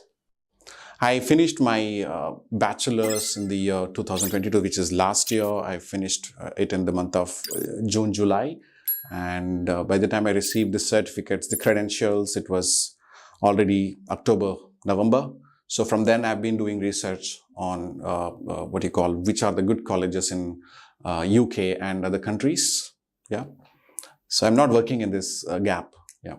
What will be the cost of your living expenses in the UK? Can you provide an estimation of accommodation, travel, food and other costs? Since my college is located in London, the estimated cost for living in London is, as a student, is around £1334 a month, which includes accommodation, food, travel, clothing, mobile phone charges, and some stationery that is required for my course, all these things. Since my college is located outside London, the living expenses are a little lower side. And as a student, I have to have around £1,023 to manage the cost like accommodation, food, travel, clothing, mobile phone charges, stationery, etc. Who is sponsoring you and what is their annual income and profession? Can you give an estimate? My father is going to sponsor me. He has decided to sponsor me. And his annual income is in the range of 20 lakh rupees per year. And he runs a textile business in my hometown. Is any dependent coming with you? If so, what are they doing? What do they do? Can you talk about that? No, I don't have any dependent coming with me to UK. I'm coming alone, single. Yes, my wife is accompanying me I'm coming with a dependent. She's currently working with Amazon into IT. She's into IT. Yeah. Where do you plan to stay while studying in the UK? Can you provide some rough address and relation with whom you will stay? I initially want to stay in the university halls of accommodation. There itself, because it is more accessible to the university, I can focus on academics well. Later on, if I get to meet the like-minded people who are having the similar academic interests, other social interests, I can move into a flat with them. That's at the moment, I want to stay in the college accommodation. I'd like to stay with my friends, mutual friends who are living near the university. They have the accommodation ready. They are looking for the flatmates. I want to join them. It's pretty near to the university. It is in the ABC lane, XYZ locality, which is pretty near to university. Guys, we have covered almost all the questions that are asked in the credibility interviews by the universities and the sample answers given by the students. By chance, if you missed out anything, please mention in the comment box. We will try to cover them and update our video in the coming days. Number one. And number two, these credibility interviews between you and the university do not happen face-to-face generally. So they happen either via Zoom, via Google Meets, any virtual meeting channels it happens. Usually that's the thing. And certain universities have interfaces like there are pre-recorded questions and you have to give your answer to the computer. So this is second thing. And thirdly, certain universities even conduct this credibility interview over the phone. That is also a possibility. So there won't be any face-to-face thing.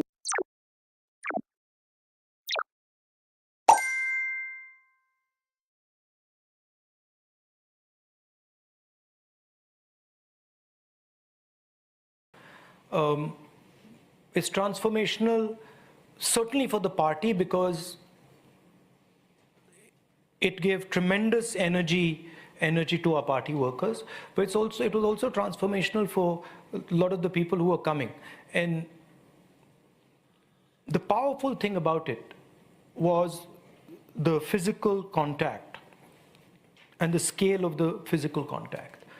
And it was something, I've been to thousands of meetings, public meetings, conversations like this.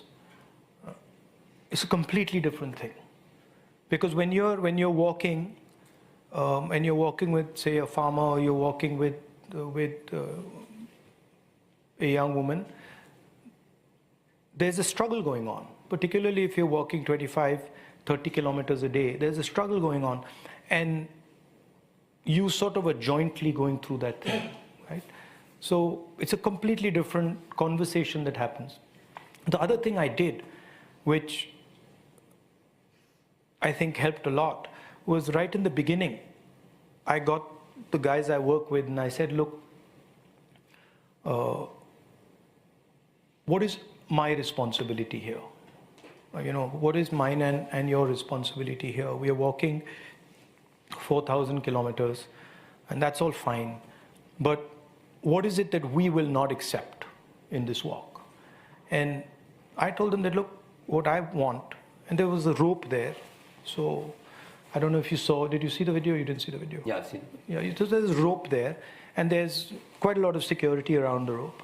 So I told the guys that, look, whoever comes into this area to talk to us, and there were 125 of us walking, so it wasn't just me. I was in front, but there was 125, and these conversations were going on with everybody. And I said, look, whoever comes in, he doesn't matter who he is, who she is, that person's got to feel at home, right? And the feeling I want us to generate is that when they leave this place, they feel that they've left home. So in my mind, it was not a political exercise. In my mind, it was a personal exercise where I was welcoming people like into this room and giving them a space to feel comfortable and talk, and also making it a personal talk, not a political talk. And we were successful at doing that because there was a lot of pressure, security people pushing and pulling. And so we created this sort of cocoon there where anybody came in, felt comfortable. And then some magic started to happen.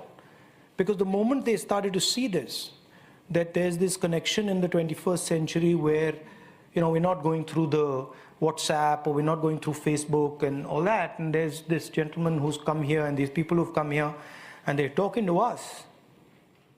Then the nature of the conversation changed completely. And most shocking conversations started to happen. Like the most personal things suddenly people were discussing with a stranger, really, you know. So it became almost like either a friend or a brother, you know. That was the type of conversation. So a lot of stuff came out. And you've talked a lot previously about the attacks on democracy in India, at a time when I guess there's a sense that globally democracy is under pressure. I mean, do you see any linkages there? Do you think there is some sort of global shift against democracy that's affecting or partly driving what's been happening in India? Or do you see the challenges in India as being pretty endogenous to India's particular political environment? They're linked for sure, but each country has its own history, its own philosophy, its own way of thinking about these things. So definitely there are two sort of visions of the planet emerging. I mean, that to me is clear.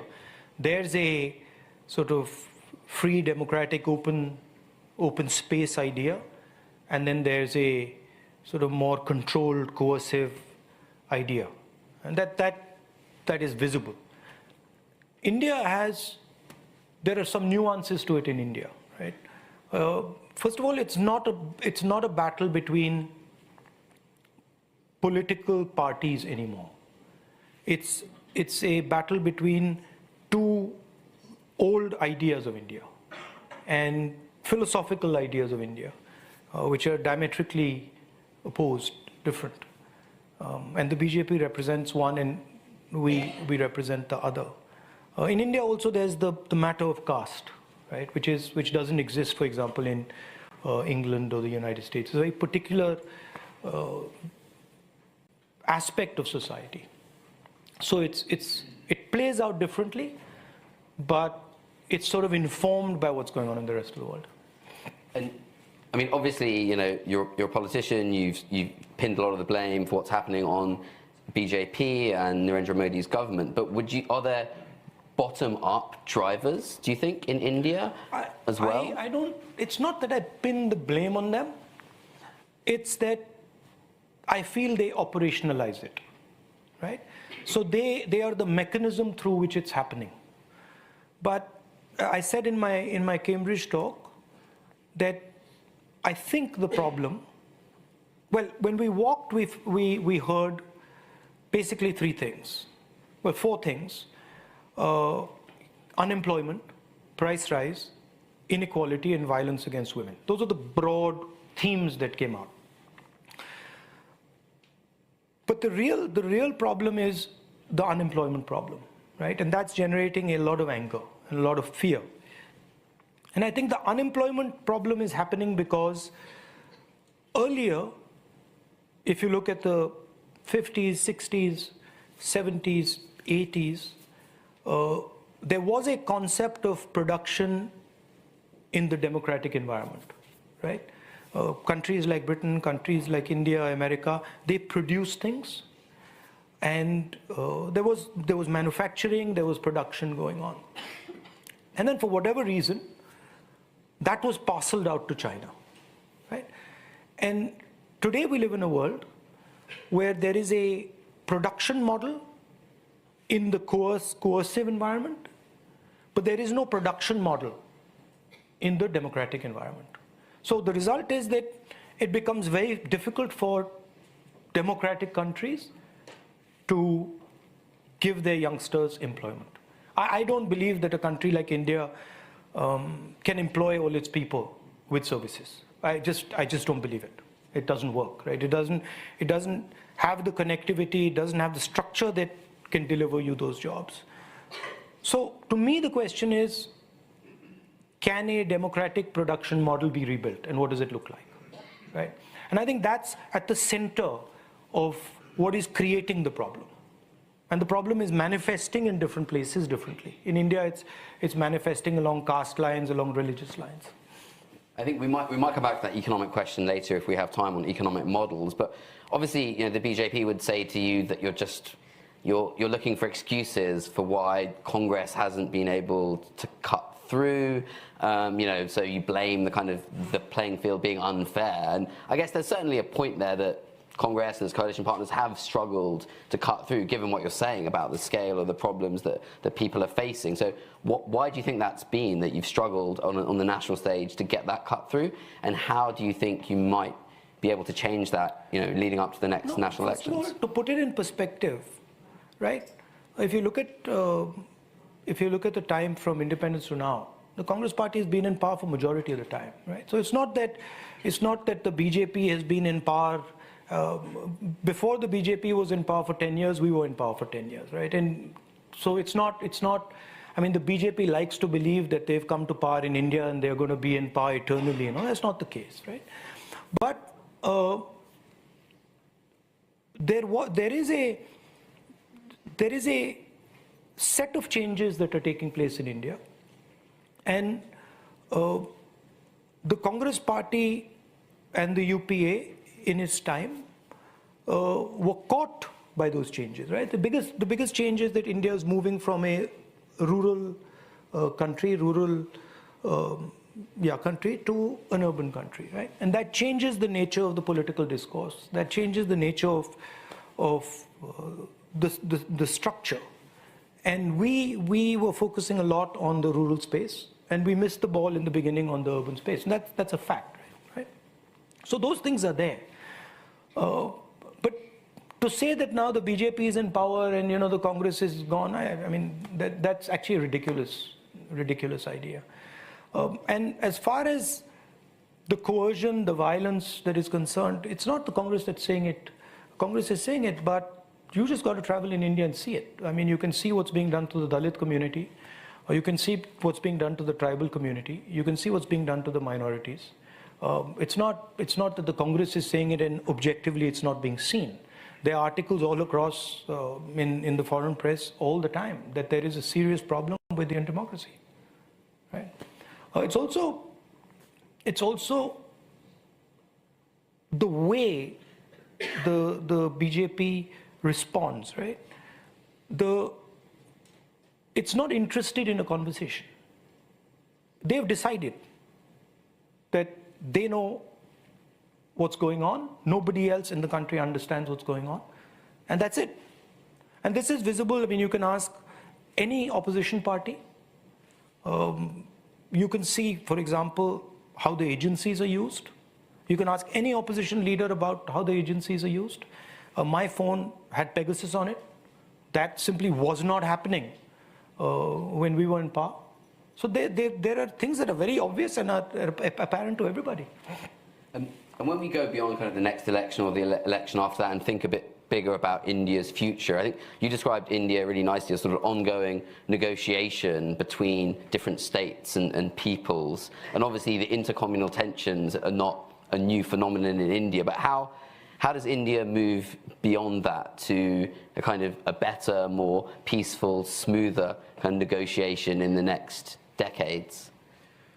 Yeah, so, I mean, one way of looking at India is that it's a country. And another way of looking at it is that it is a negotiation between 1.4 billion people, right? And that negotiation, if you imagine India, in terms of numbers, it's probably 3 times Europe, 3 times the United States. It's probably got as many languages as Europe does. It's certainly got as many histories as Europe does. And that negotiation is a complex negotiation. And that negotiation happens, it doesn't happen out in the streets. It happens through institutions. It happens through the parliament, it happens through assemblies, it happens through the courts, it happens through the election commission, right? And my worry is that the architecture of that negotiation is being attacked and broken, right? And you can see sort of the symptoms, right? The Prime Minister one day turns around and demonetizes the entire currency, right? The Reserve Bank doesn't know about it. And everything has been bypassed on something as fundamental as the currency of the country. That's an example. And it's the same way the GST was worked out, right? So you can see that the reliance on those institutions is reducing. And that to me is very, very dangerous, right? So certainly there's repair work that needs to be done, right? On the idea of freedom, on the idea of independent institutions, there's a whole bunch of repair work that needs to be done. And then I think fundamental to a successful India is the decentralization of power. So what is happening, what you see, the trend you see is massive concentration of wealth and power, right? And that's, if you really look at the BJP and see what's the one big thing that they've done, it's huge concentration of power in the Prime Minister's office, and then huge concentration of wealth in the hands of 2 or 3 people, right? And that, to me, a country the size of India simply cannot be run like that, right? So that, to me, the decentralization, supporting small and medium businesses, starting or reimagining production, manufacturing in a modern way, in a decentralized way, in a technological way. And I think their linkages between the West and India are critical. I want to pivot a bit here to foreign policy and start with India and China. And I know you're a keen follower of China, and obviously in the last few years we've seen these flare-ups at the border seemingly driven by China. There was a trajectory previously where Xi Jinping and Modi seemed to be getting on well. They had their sort of tea meeting in Wuhan. Why do you think in the last few years Beijing has decided to antagonize India? Because it seems to have really pushed India towards the West. Antagonize is sort of a benign word. I mean, they're sitting on 2,000 square kilometers of our territory, right? I mean, I don't know, that antagonize doesn't quite capture it, right? No? I mean, yeah, it doesn't quite capture it. And the interesting thing is that when they did it, our Prime Minister said, in a meeting with the opposition where I was there, that not a single inch of Indian territory has been taken, right? Now, what message does that send to the Chinese, right? The Chinese know they're sitting on 2,000 square kilometers of our territory. Our military knows it. And our Prime Minister says, well, they're not there. So it encourages them, right? So that's one aspect of the problem. As a country, our ethos and our DNA is democratic, right? I mean, there's the book, The Argumentative Indian, by Mr. Amartya Sen. We just like to talk. and, spend a lot of time talking and discussing things. And that's the way we build consensus, because it's very complex. And so we in the Congress are pretty clear that whatever is going to be built, whatever is going to happen, has to be in a democratic, in an open structure. And that, of course, that's not China, right? So we are much more comfortable with the democratic idea, that open idea. Of course, at the same time, they're our neighbor, and we're in competition with them. And frankly, if we're going to talk about production, right, we are the biggest game in town. And so they see us as a problem, right? So my approach is, they are offering a vision of productivity, of prosperity. Well, we should have a vision of prosperity too. And that includes the West and India. But that's missing, right? So to me, that's where the work needs to be done.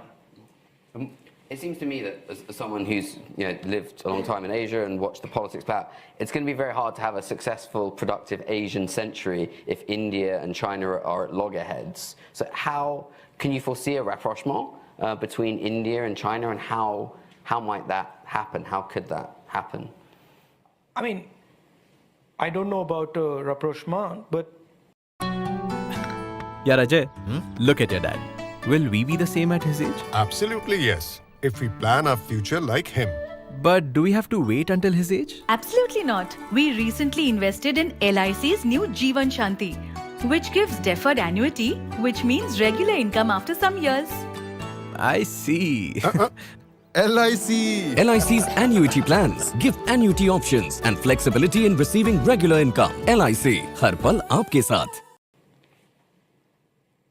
I do think that we have to have a vision for production, right? And I don't think it's going to look like the Chinese one. It can't. Structurally, we can't do that, right? So it's got to be a decentralized one. And I think you are going to have a level of competition between the two countries. There is going to be, on the margins, there's going to be a little bit of tension, a little bit of hostility, but I think it's very important that the lines are clear. I mean, they're sitting on 2,000 square kilometers of our territory, right? That's the fact. So what would a Congress government do about that?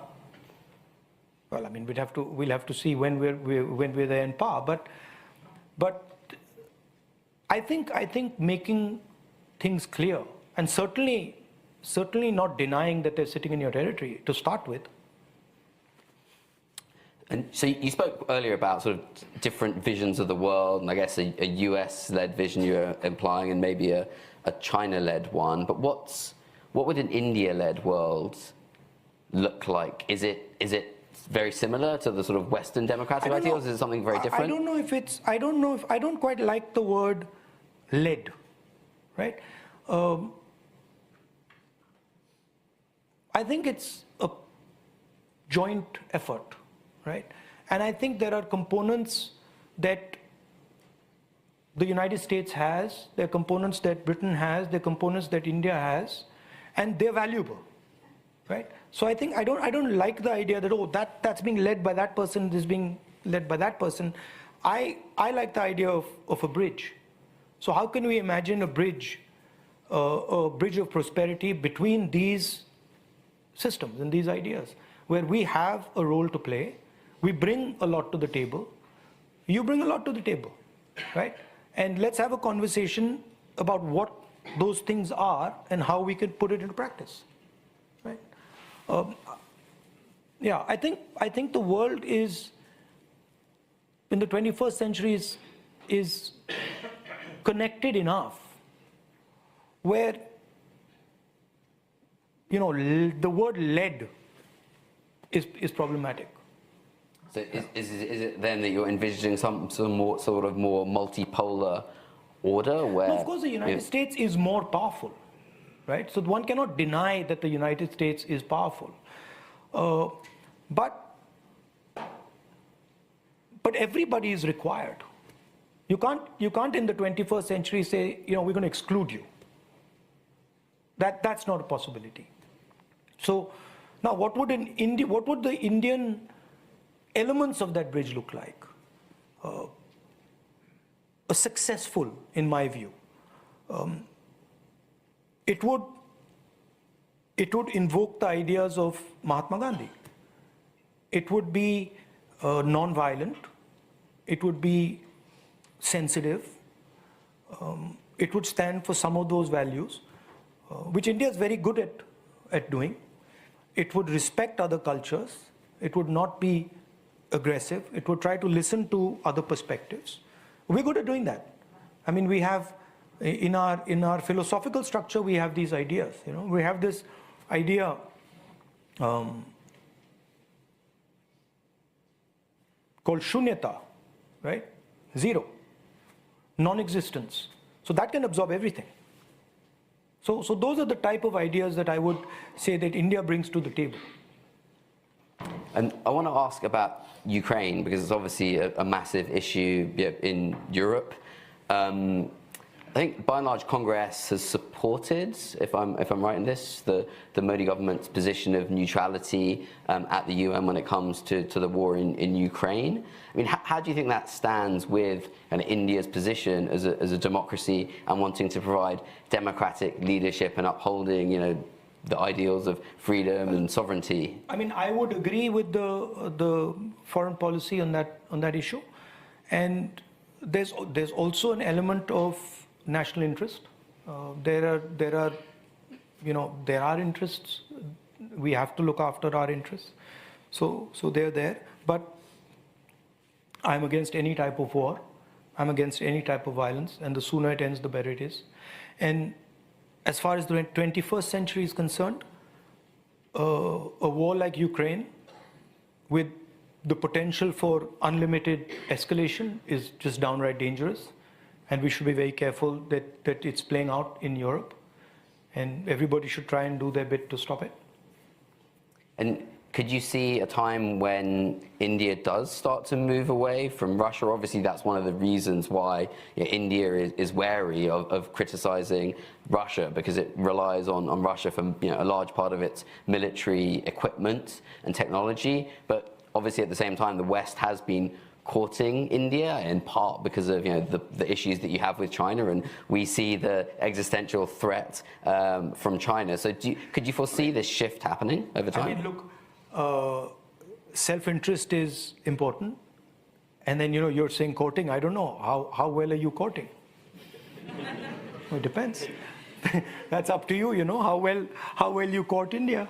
Yeah. So. And could you ever envision India that does move away from multi-alignment or non-alignment to kind of hard alliances? I don't know. I don't think about it like that. I think, what is it that we're trying to achieve? Right? Start from there. What is our problem? Our problem is we've got a huge population, and we need to give them jobs. We need to give them livelihood. We need to give them an imagination. And that's our primary job. Now, we will do whatever it takes to make that happen. And the best route to make it happen is what we'll be doing. We're not going to do anything that will damage the aspirations of our own people. We're not going to do something that is going to, damage their employment prospects. So every country looks at itself, looks at the problems it's trying to solve, and then works from there, right? I'm going to come to audience questions in a minute, just a couple more. I mean, firstly, on the economy, I mean, it seems to me that the model of industrialization and manufacturing, export-led growth that was very successful for Japan, Korea, Singapore in driving them to rich country status doesn't really work anymore because of changes in the rise of automation, potentially because of the fracturing of global value chains and some sort of shaving away of the benefits of globalization. So for India as well, which is such a big country, such a big domestic market and big challenges to employ its young people as well, what is the model do you see going forward for India to achieve the sort of rapid growth but also more equitable growth that that your country needs? In my walk, I walked past a town called Bellary in Karnataka, and I literally walked past it. And some people over there said, look, this is a jeans producing center. Okay? And please come and see what we're doing. So I spent half a day walking around Bellary and looking at this jeans production that they were doing. It used to employ 5 lakh people. So 5 lakh is 500,000, right? Today it employs 40,000 people. Right? It's essentially a network of skill, right? Whenever you walk in there, there are people who have huge amount of skill sitting there, and they're doing nothing, right? And then make that accessible to people, right? And those centers exist all across India. There's Bellary, Moradabad, everywhere. Almost every district in India has a skill base that is profound, right? But then what do we do? Or what is happening today? Huge concentration of wealth, huge concentration, complete control of the banking system by 3 or 4 large industrialists, and the skills just lying there wasting away. Those 4.5 lakh people today are unemployed, right? That Bellary itself, if it's aligned properly, if the banking system is made accessible to them, if you inject technology into that skill space, that thing, you'll be able to produce 1 million jobs there, right? So I don't agree that manufacturing per se is dead, right?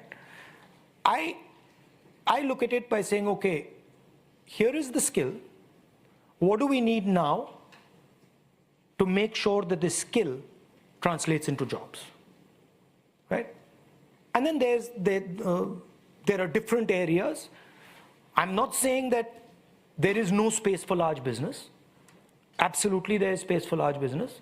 But the level of monopolization that is taking place today is seriously problematic. It's problematic if you want to transform, if you want to give Indian people jobs. It's problematic if you want to have a productive vision for the country, right? So also, there's a huge scope for agriculture, right? Building a cold chain, modernizing the agricultural system. It's huge potential. It's wasted right now. So those are the type of things that one would look at.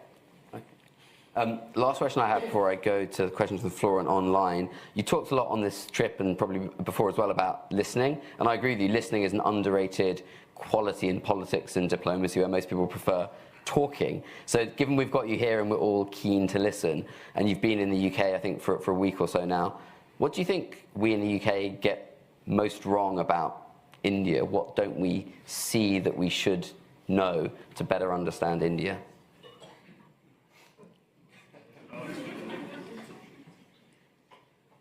Now, I'm going to give away the secret. No, it's like the quote I saw in your room, right? The Gorbachev quote. The Gorbachev quote was to the effect of, we are at a very important time in history, and there are 2 options. One option is this one, and the other option is this one. That's just not how the Indian mind sees the world, right? The Indian mind just does not see the world in a binary way. So for the Indian person, number one, we are not at a critical point in history, right? And number 2, there's thousands of options standing right in front of us, right? That's just how the Indian mind works. And it translates, if you just go to Delhi and you look at the street and you look at the lanes, you'll see Indian drivers making their way through this thing, right? They'll go this way, they'll go that way. Now, that looks like chaos, right? But in the 21st century, that chaos is very powerful. But that chaos has to be managed effectively. Thanks. That's a very good answer. Okay, I'll tell you something else. Yeah. If you can, this is a concept that's difficult. And I'll try it.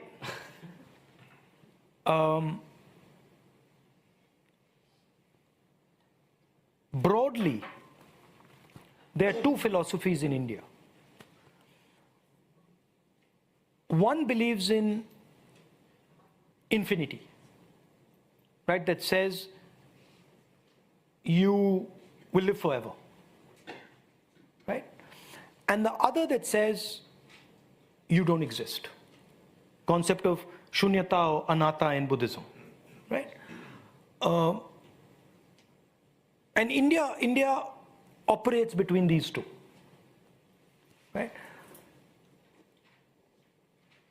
The idea of non-existence or anatta as in Buddhism is the essence of listening. So if I'm sitting here talking to you and I don't exist, right? That is absolutely the perfect way to listen to you. What do I mean by I don't exist? It means my aspirations don't exist. It means my fears don't exist. It means,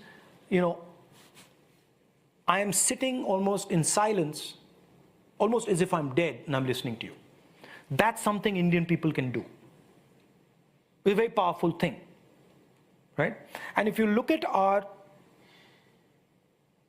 so to speak, the grandmasters, people like Gandhi, that's actually what they're doing, right? And it's a philosophical thing, but it's the power of the Indian civilization. It's where, the West got zero from. Right? And then that, no, you're laughing, but then when that zero arrives in the West, it completely transforms and does something that it can't do in India. Right? Because when it comes into contact with your philosophy, the sum of both those things is much bigger than either of them. So to me, that's how I see it. I used to sit on a table when I was small, and my grandmother and my mother's father used to sit there at lunchtime, and they used to speak to each other, and I would just look at them, and they were two different worlds, right?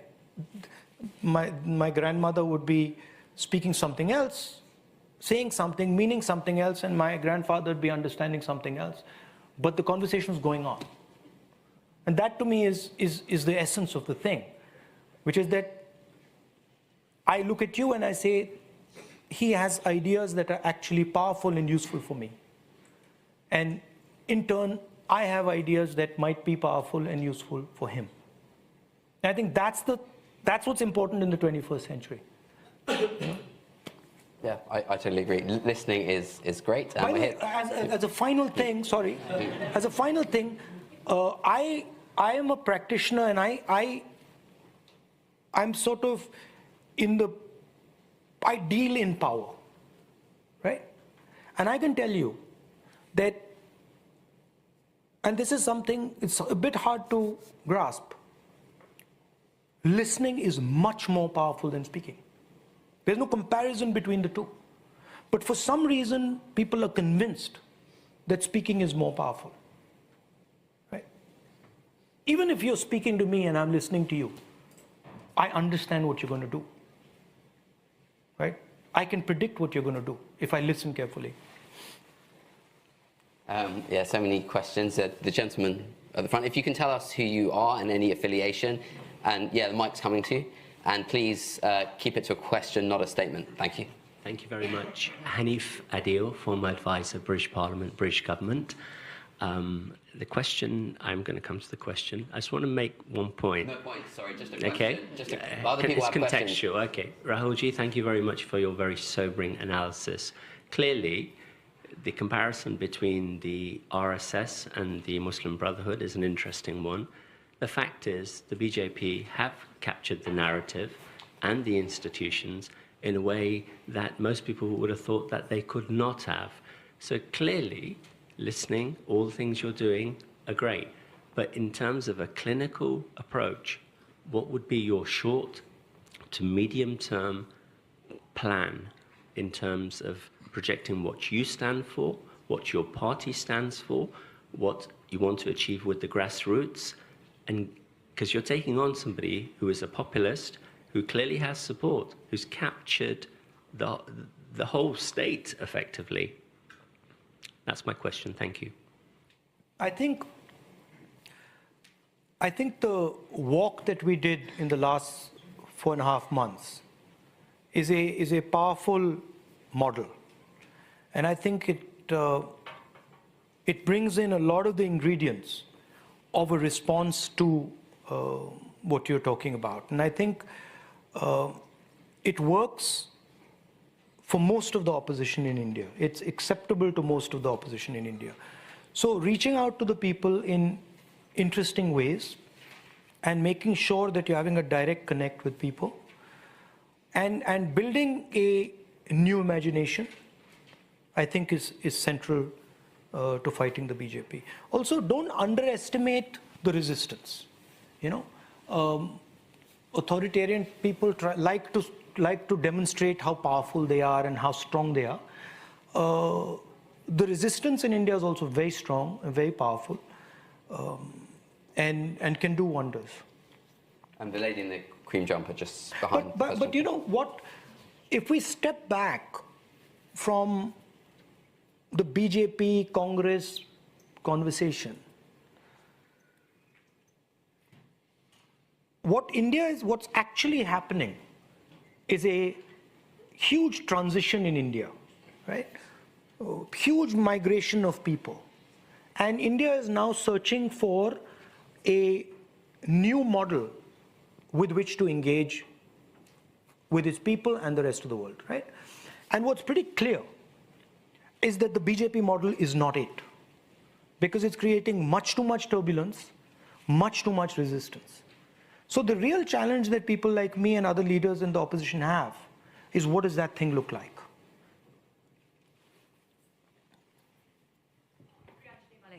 Mr. Gandhi, thank you for your candor and your plain speaking.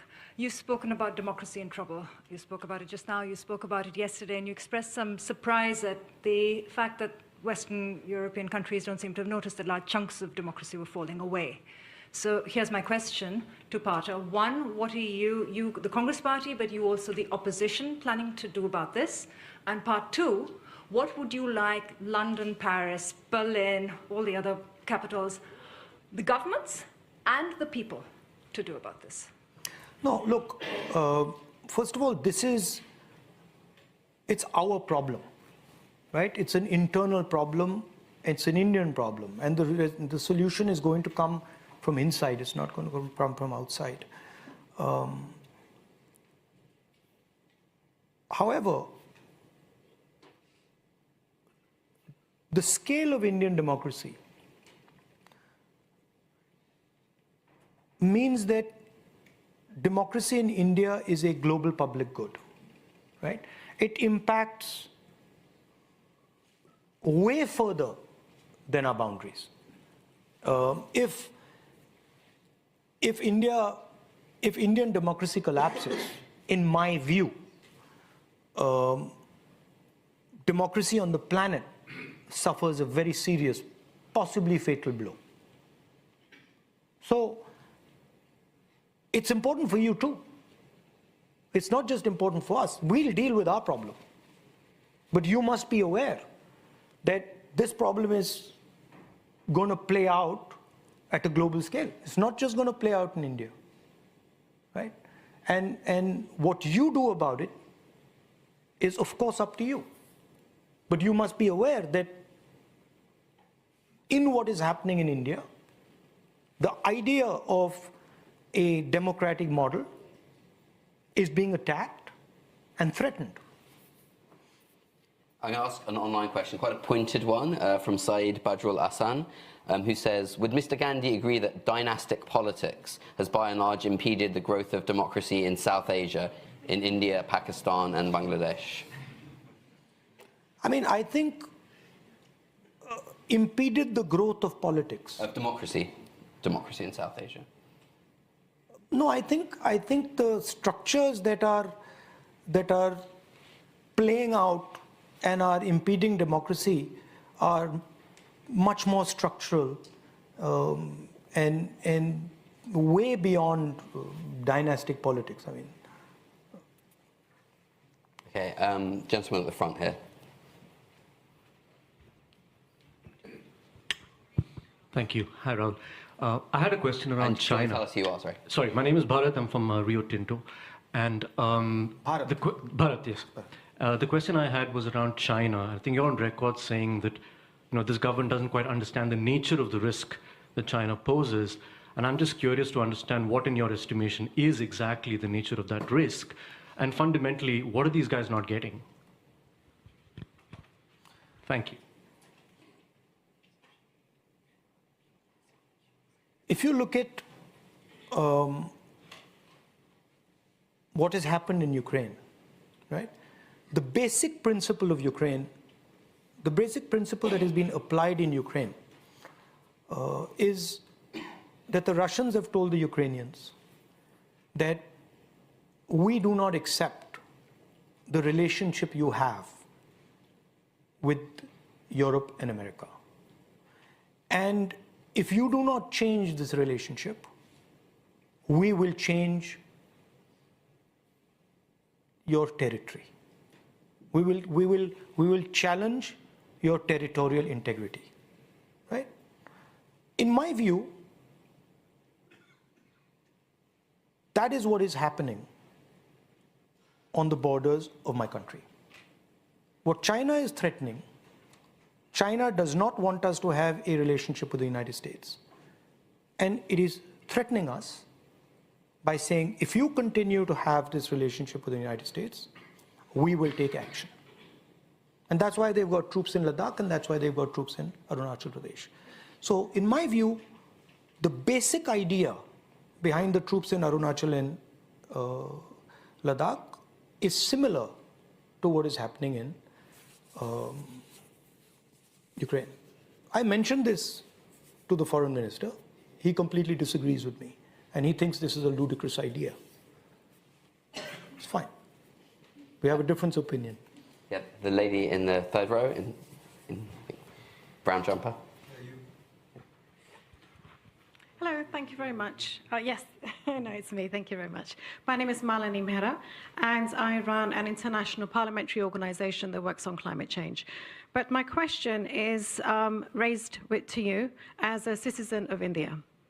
There are many of us in the international diaspora. There are something more than 20 million Indians in the international diaspora. You spoke about the need for India to address these issues by itself, not within its own borders, because you have the international diaspora. And many people like myself no longer... Sorry, which issues? The environmental issues? No, the issues facing India, the democratic despair that the country is in. So here is my question. And I ask it as someone who is one of possibly millions who no longer recognizes the country that they were born and raised in. And we would like to know what your message is. Is that a bad thing or a good thing? What do you think? No, I'm asking you. Why am I here? I don't know. I'm here because I am feeling wretched about the state of my country. Yeah. Absolutely wretched. My father was an RSS man, proudly so. He would not recognize the country, bless his soul. So for those of us who are outside of India, how can we engage? How can we re-empower our democracy? 20 years ago, I worked with Professor Amartya Sen.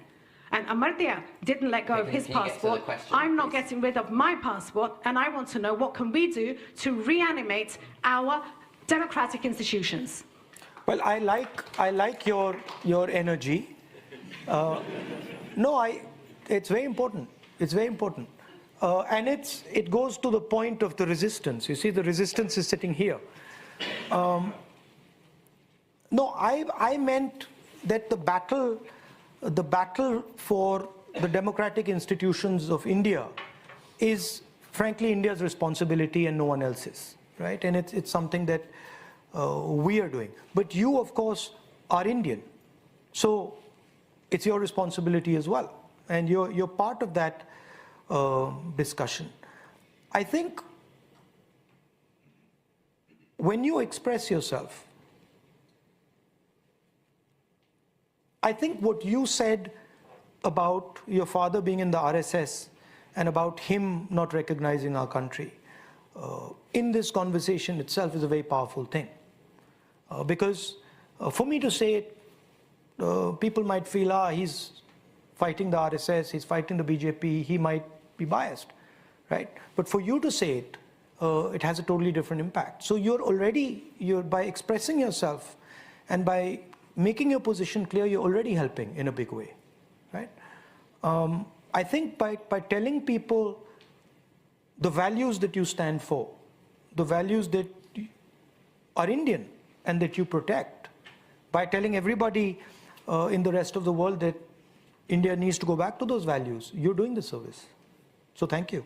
I'm going to go to a question right at the back. The gentleman in the corner in the glasses, just behind the door. Thank you. And then I'm going to come to this side next.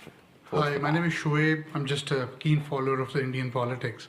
First of all, Rahul, thank you very much for giving someone else the opportunity to become the president in your party. And the second question is, do you think to implement your philosophy and your vision of the Indian politics, probably you need to win the elections. And to win that elections, you need to defeat BJP. But do you think with Mr. Kharge as a party president, you are well equipped to defeat BJP in the next elections? Look, Mr. Kharge was elected as president in an election that took place in the Congress party. And he is the president of the Congress party. We're all working together to fight the BJP. And I'm extremely confident in Mr. Kharge's capabilities and his expertise. I don't know if you know his history. Do you know his history? I mean, he was a Congress worker. He's been a Congress worker for many, many years. And he's come up the ranks, and he's an extremely capable, dynamic person. So I'm very confident in his leadership. I'm going to come over here. Maybe the gentleman at the front in the hoodie. Hi, I'm Sriram. I'm a Chatham House member. I just wanted to ask you, sir, is there any type of new policy like how Jawaharlal Nehru ji introduced the non-alignment movement policy? Is there any changes that you want to introduce in the Indian foreign policy? अब digital India देखेगा Tata IPL only on Jio Cinema. As I said, the principle of foreign policy is unfortunately self-interest, right? And any Indian government would pay attention to that. So in answering